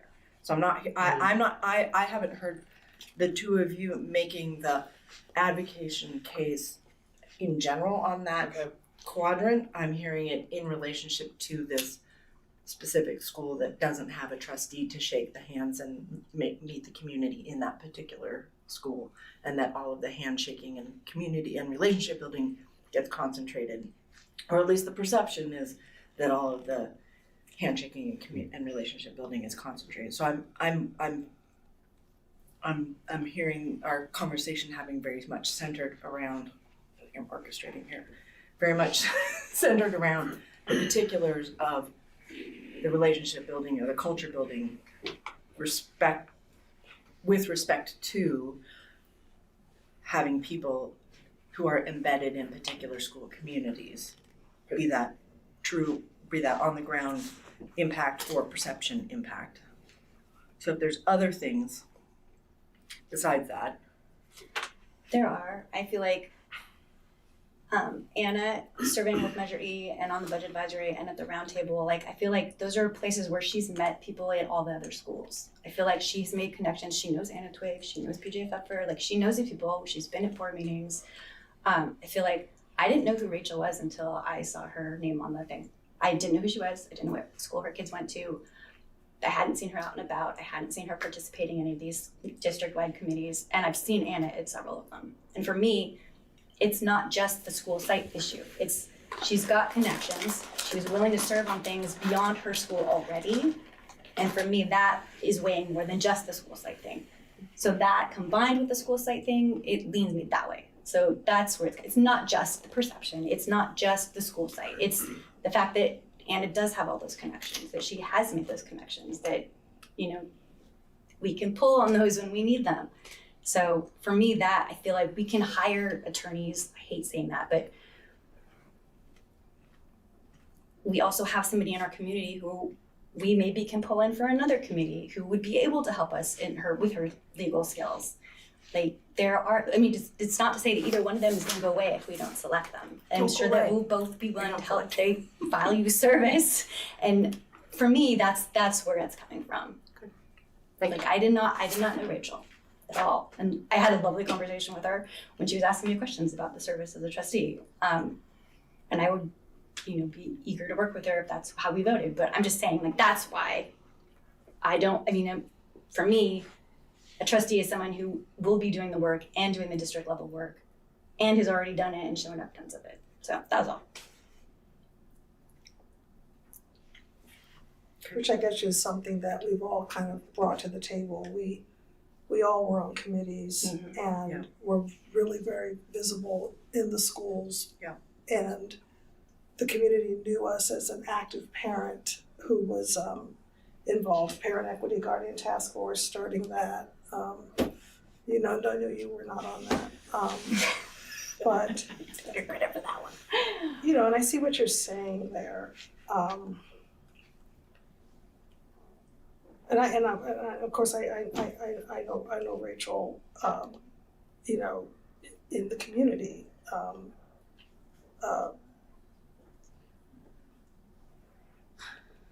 And I know them as a no.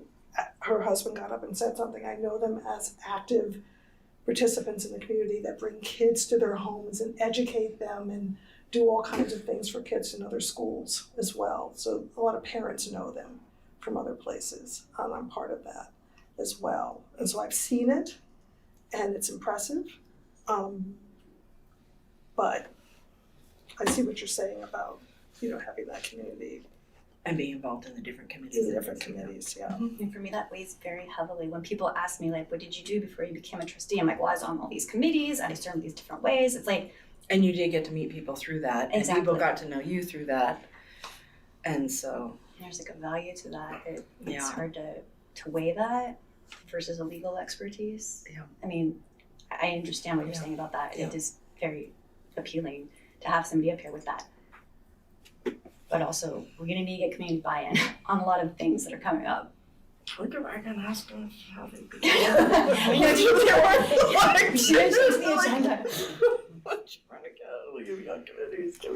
Okay, where are we going next? Do you have anything to add there, sir? What's that? I mean, Rachel said it better than I could have.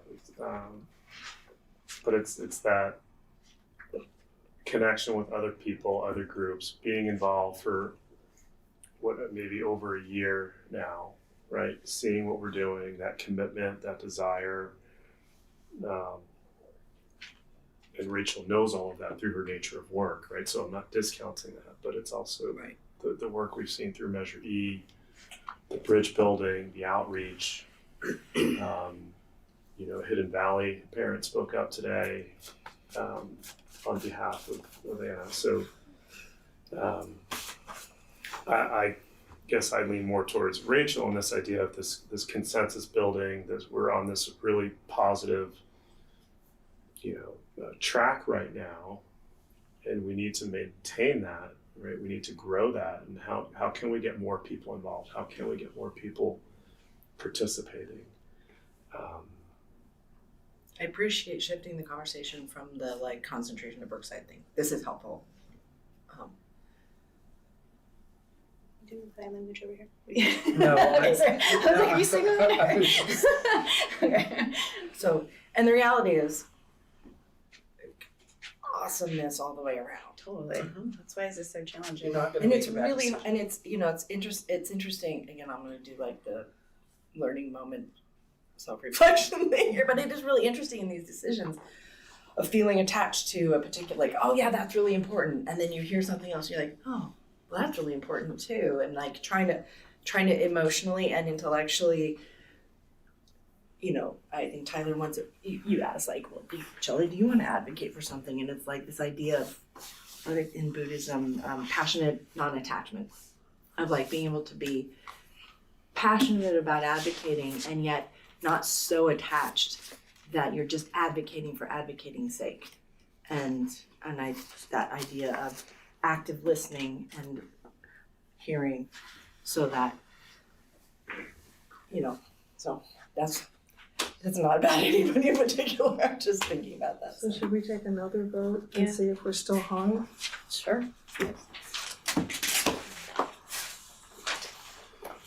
This paper. This lawyer.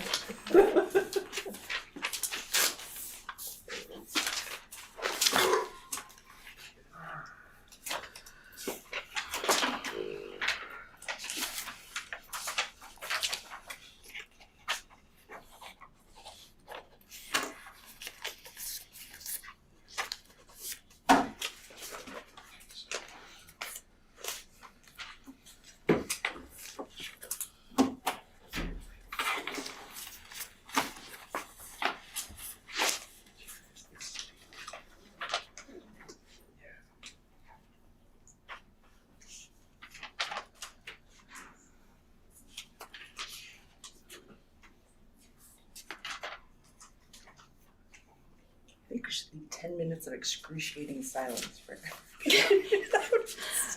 So we have a 3-1 vote here. This obviously isn't the official vote, but right now we have 3 votes for Anna Marsh and 1 vote for Rachel Brilliant.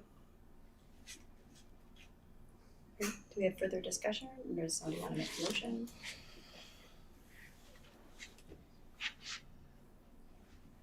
a motion for. To make a motion to appoint the applicant that has the most support and bring that to a vote. And we can continue to have a conversation. And we can also do that. Let's do it. I would like to make a motion to Appoint the applicant. appoint the applicant Anna Marsh. Do we have a second? I will second. All right. So we have a motion and a second. Daniel? Aye. Chris? Aye. Shelley? Aye. Rachel? Aye. Oh. Can I just say thank you, Rachel? Thank you for coming. Thank you to PJ. Thank you to Anya. Thank you, Peter. This was so hard. Yeah. So hard. This was really hard. But this is how we disagree. Thank you. And I just want to invite all 5 of you to continue to stay engaged. I've had multiple conversations with at least 4 out of the 5 of you, and Rachel, I'm excited to get to know you better over the course of this year. You all played a monumental role in supporting me in my first year here, and you've led by example in the district, and it's parents like you that help us improve outcomes for kids. So whether it's facilities or budget or food service or special ed or measury, all the things that you're interested in, please continue to show up and set that example for your colleagues at your schools, because it matters a ton to me and it matters a ton to our board and our teachers and most importantly our students. And Peter, Anya, PJ, that was not an easy thing to choose the top. It was hard, but thank you for being there and continuing to be a part of our district and working hard to make us a better district. Hope you guys don't fade away, but come back stronger. Rachel, same. Tough calls. So we have to swear her in. Yes. So moving on with our agenda. Our next item is Board of Trustees, term of office, oath of office, swearing in ceremony. Anna Marsh, please step forward.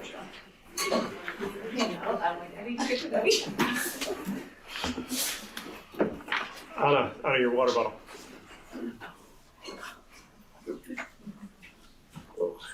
Thank you.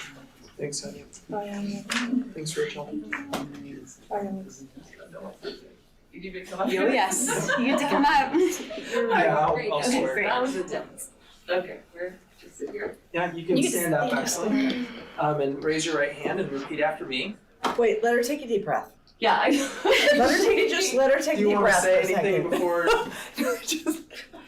I really appreciated that, just really thoughtful, passionate. I mean, so there's perspectives. I'm just thrilled to be able to work with all of you. Yeah, and my heart rate is extremely high. All right, raise your right hand, repeat after me. I, Anna Marsh, I, Anna Marsh, do solemnly swear do solemnly swear that I will support and defend the Constitution of the United States that I will support and defend the Constitution of the United States and the Constitution of the State of California against all enemies, foreign and domestic, and and the Constitution of the State of of the California State of California against all enemies, foreign and domestic, against all enemies, foreign and domestic. that I will bear true faith and allegiance to the Constitution of the United States That I will bear true faith and allegiance to the Constitution of the United States and the Constitution of the State of California, and the Constitution of the State of California. that I take this obligation freely without any mental reservation That I take this obligation freely without any mental reservation or purpose of evasion, or purpose of evasion. and that I will well and faithfully discharge the duties And I will well and faithfully discharge the duties upon which I'm about to enter. upon which I am about to enter. Congratulations. Shake hands. Congrats. Welcome aboard. Thank you. And then have a seat. You can have a seat there. Thank you. There you go. Oh my, you already had it made. That's work. I have all of them made Of course you got full transparency. Teresa's on top of these things. Thank you, Teresa. All right. So, yeah. Welcome back here. Okay, so you're being recorded. Okay. So our next item is agenda item E, consent actions. Unless somebody has something on here they would like to pull out or discuss, I'm open to entertaining a motion on consent. I will make a motion to approve all consent actions under E. I second that. Motion and a second. And Chris? Aye. Daniel? Aye. Shelley? Aye. And Anna? Aye. All right, great. And the next item is board business, committee updates, reports from, and announcements by trustees. Anyone have anything to report? It's just summertime in camps. It's great. It's very quiet lately. It's quite lovely. I don't think I have anything to report. I missed a yes board meeting, Oh, but they they had more. reached their numbers. They did. Yeah. Yeah, Good. they're That's doing quite well, and they're planning for their Yes annual event, which was Fallapalooza, but I think they're talking about changing the name of that and doing some different things with that. But Yeah. kind of limited info on that at the moment. Anyone have any other updates? Or is it just summer and super quiet? I don't have any other updates. Awesome. Dan? Yeah, no, just nothing. Any committee or other updates? So stepping into the role, you are now stepping into the positions that Ryan was holding as far as the committees he was on. Okay. So we can get that list to you, Teresa, maybe? We'll redo it at the first meeting in August, I think. You want to redo it? If we wanted to shift around that, Okay, that's so what we we've can done in the shift it. past, Okay. is that we kind of take this the opportunity to I never remember if it's December. arm wrestle. We normally do it once When a we year set- in December, but if we have a new trustee and we want to shuffle them, it's an opportunity to do it, or I think we only revisit it in December If it's if we an have a election. new trustee. If it's an election. If it's an election year, and then otherwise we've been doing it in August. oh, thank you. But we do it once a year.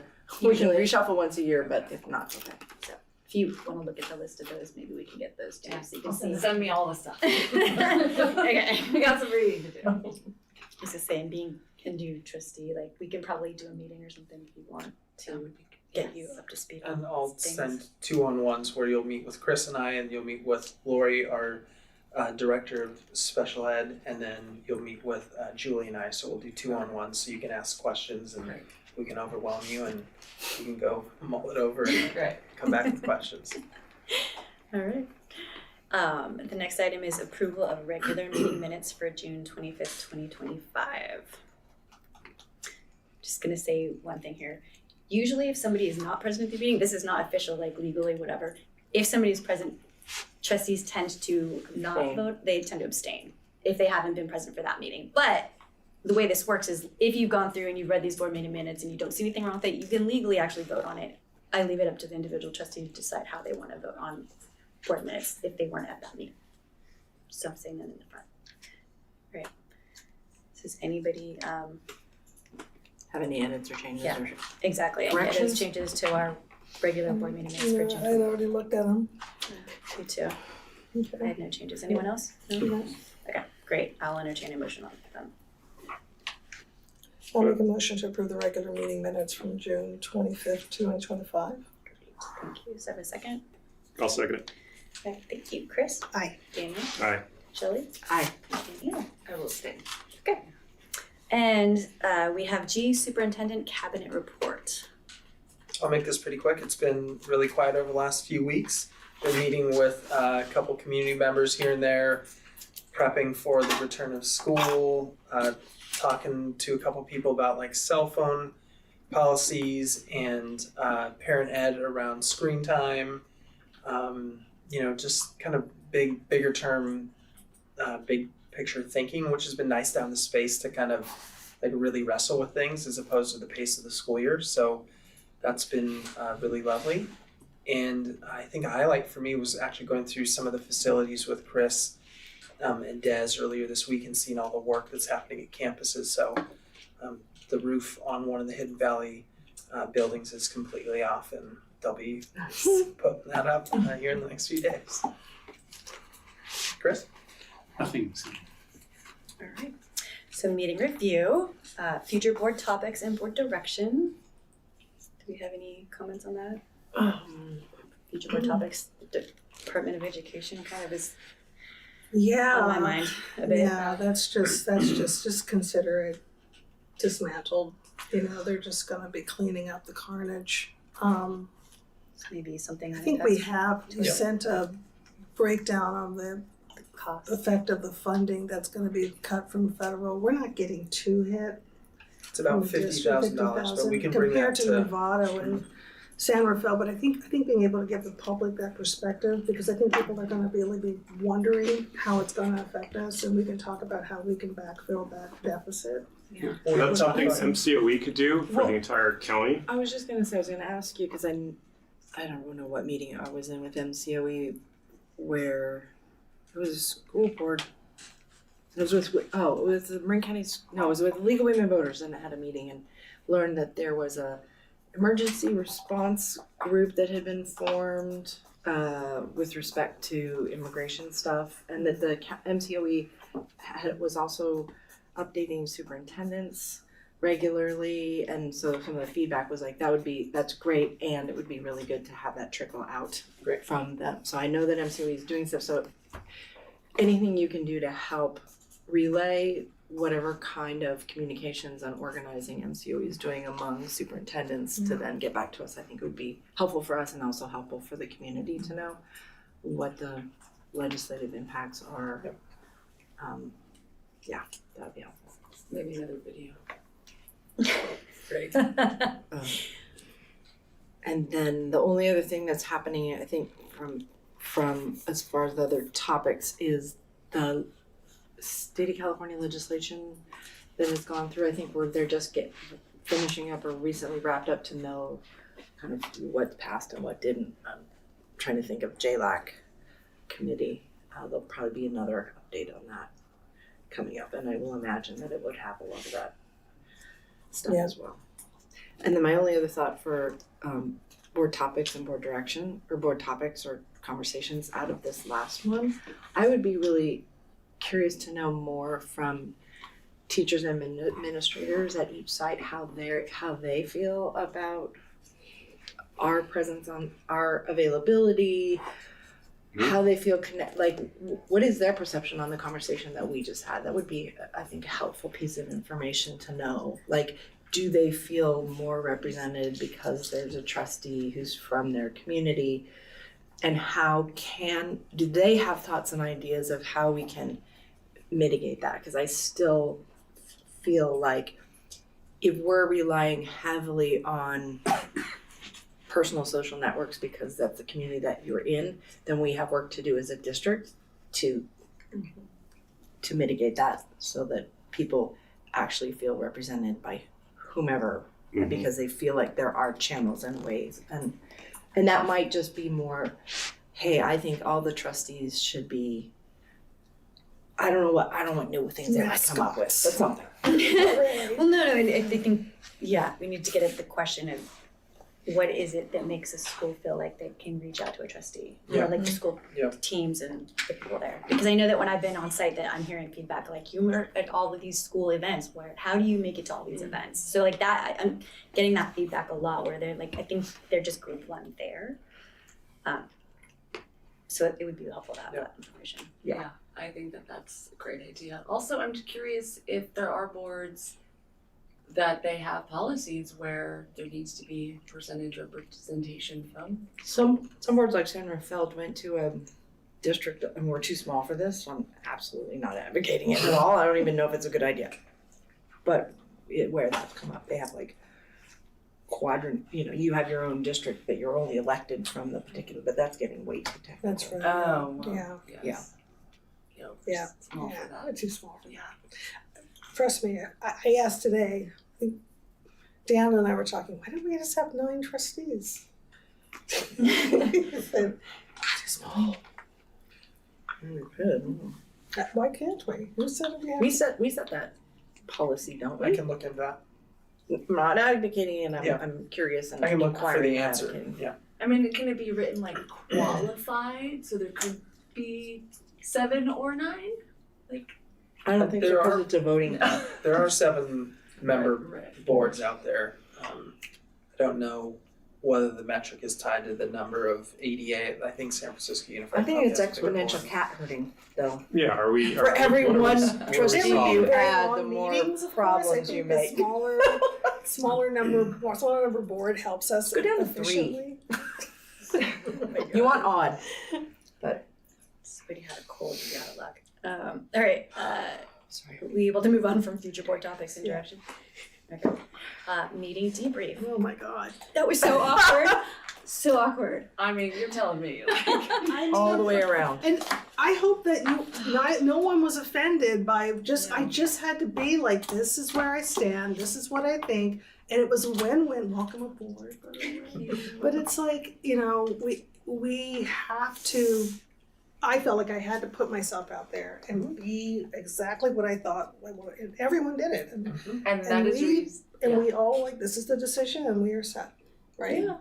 Yeah. And that's the reason I want to be on this board, because of We that. all like each mean, other. Yes, that was long and painful, and I, kind of feel like I'm gonna throw up. But We all it was all in the interest of our school district. Yeah, we all like each other. You know, we actually. She came over for dinner last week. So. Yeah, we do all like each other, Yeah. and it is a very being passionate and advocating, and then thinking, Being yelled at by the public and not getting paid. Can't wait. Yeah, it's And been emails. awesome. Sometimes emails. Yeah, the emails are bad, but we'll be fine. That was much harder than I was expecting. Yeah. I didn't think about a timeout happening at all. That was not on my radar. You know, I did. As soon as I saw the list and I read everybody's thing, I was like, Yeah. this is gonna be so hard. Yeah. I was expecting a tie. And that's what makes this community so good, right? Right now, we've got so many people that want to be involved and want to contribute and want to participate, we're very lucky to have that. And I think there's 2 times when people show up en masse. No. When stuff's hitting the fan and things are not good, and when things are going well and people want to be part of something positive. Exactly. And I think right now it's the latter, that we have 5 people that want to be part of something that's special, that's moving in the right direction, that's exciting. Functional. And there's problems to solve. There's like real, legitimate problems to solve. So Daniel and I were talking before the meeting, and I think this whole process, although challenging and difficult, is an indication of the health of our district. It breaks my heart that all 5 of the candidates could not have been just, let's all do this. We need as many wonderful, incredible, qualified people, and just narrowing it down was hard. And I had to just go with the questions. But we still need that continued. Yeah. Feature, like the fact that And there's always disappointment. people here that are questioning and asking, and here, just like that's what we need. We need to continue to develop that and encourage that. And I hope we didn't. And I'm hopeful Push for the anyone away. future vacant seats. I mean, that's just like. Me too. I kept thinking like we could totally just all step off right now and Absolutely. all step back on and The we could be future fine. vacant seats are coming, and Let's just have a whole those bunch are- of names. Just a whole bunch of Did you names. see Tyler's face when you just said that? Sorry. Just like, I don't know, a bunch of names. I like this too. No, It's like, wait a minute But here. that's the quality of all 5 people could be sitting up here. Oh yeah, totally. And that would be a highly functioning, Absolutely. highly educational, diverse board. That I think would all get along. Yes, yes. And work for the better. So anyway, this was not what I expected when we first started this process. But this is very exciting. I'm so excited to have you on board. You know, I'm thrilled. So excited. So this is great. Once it sinks in. It'll sink in. All right. With that, if we have no further meeting debrief, no? Right. Okay. I'm going to adjourn our meeting at 9:45.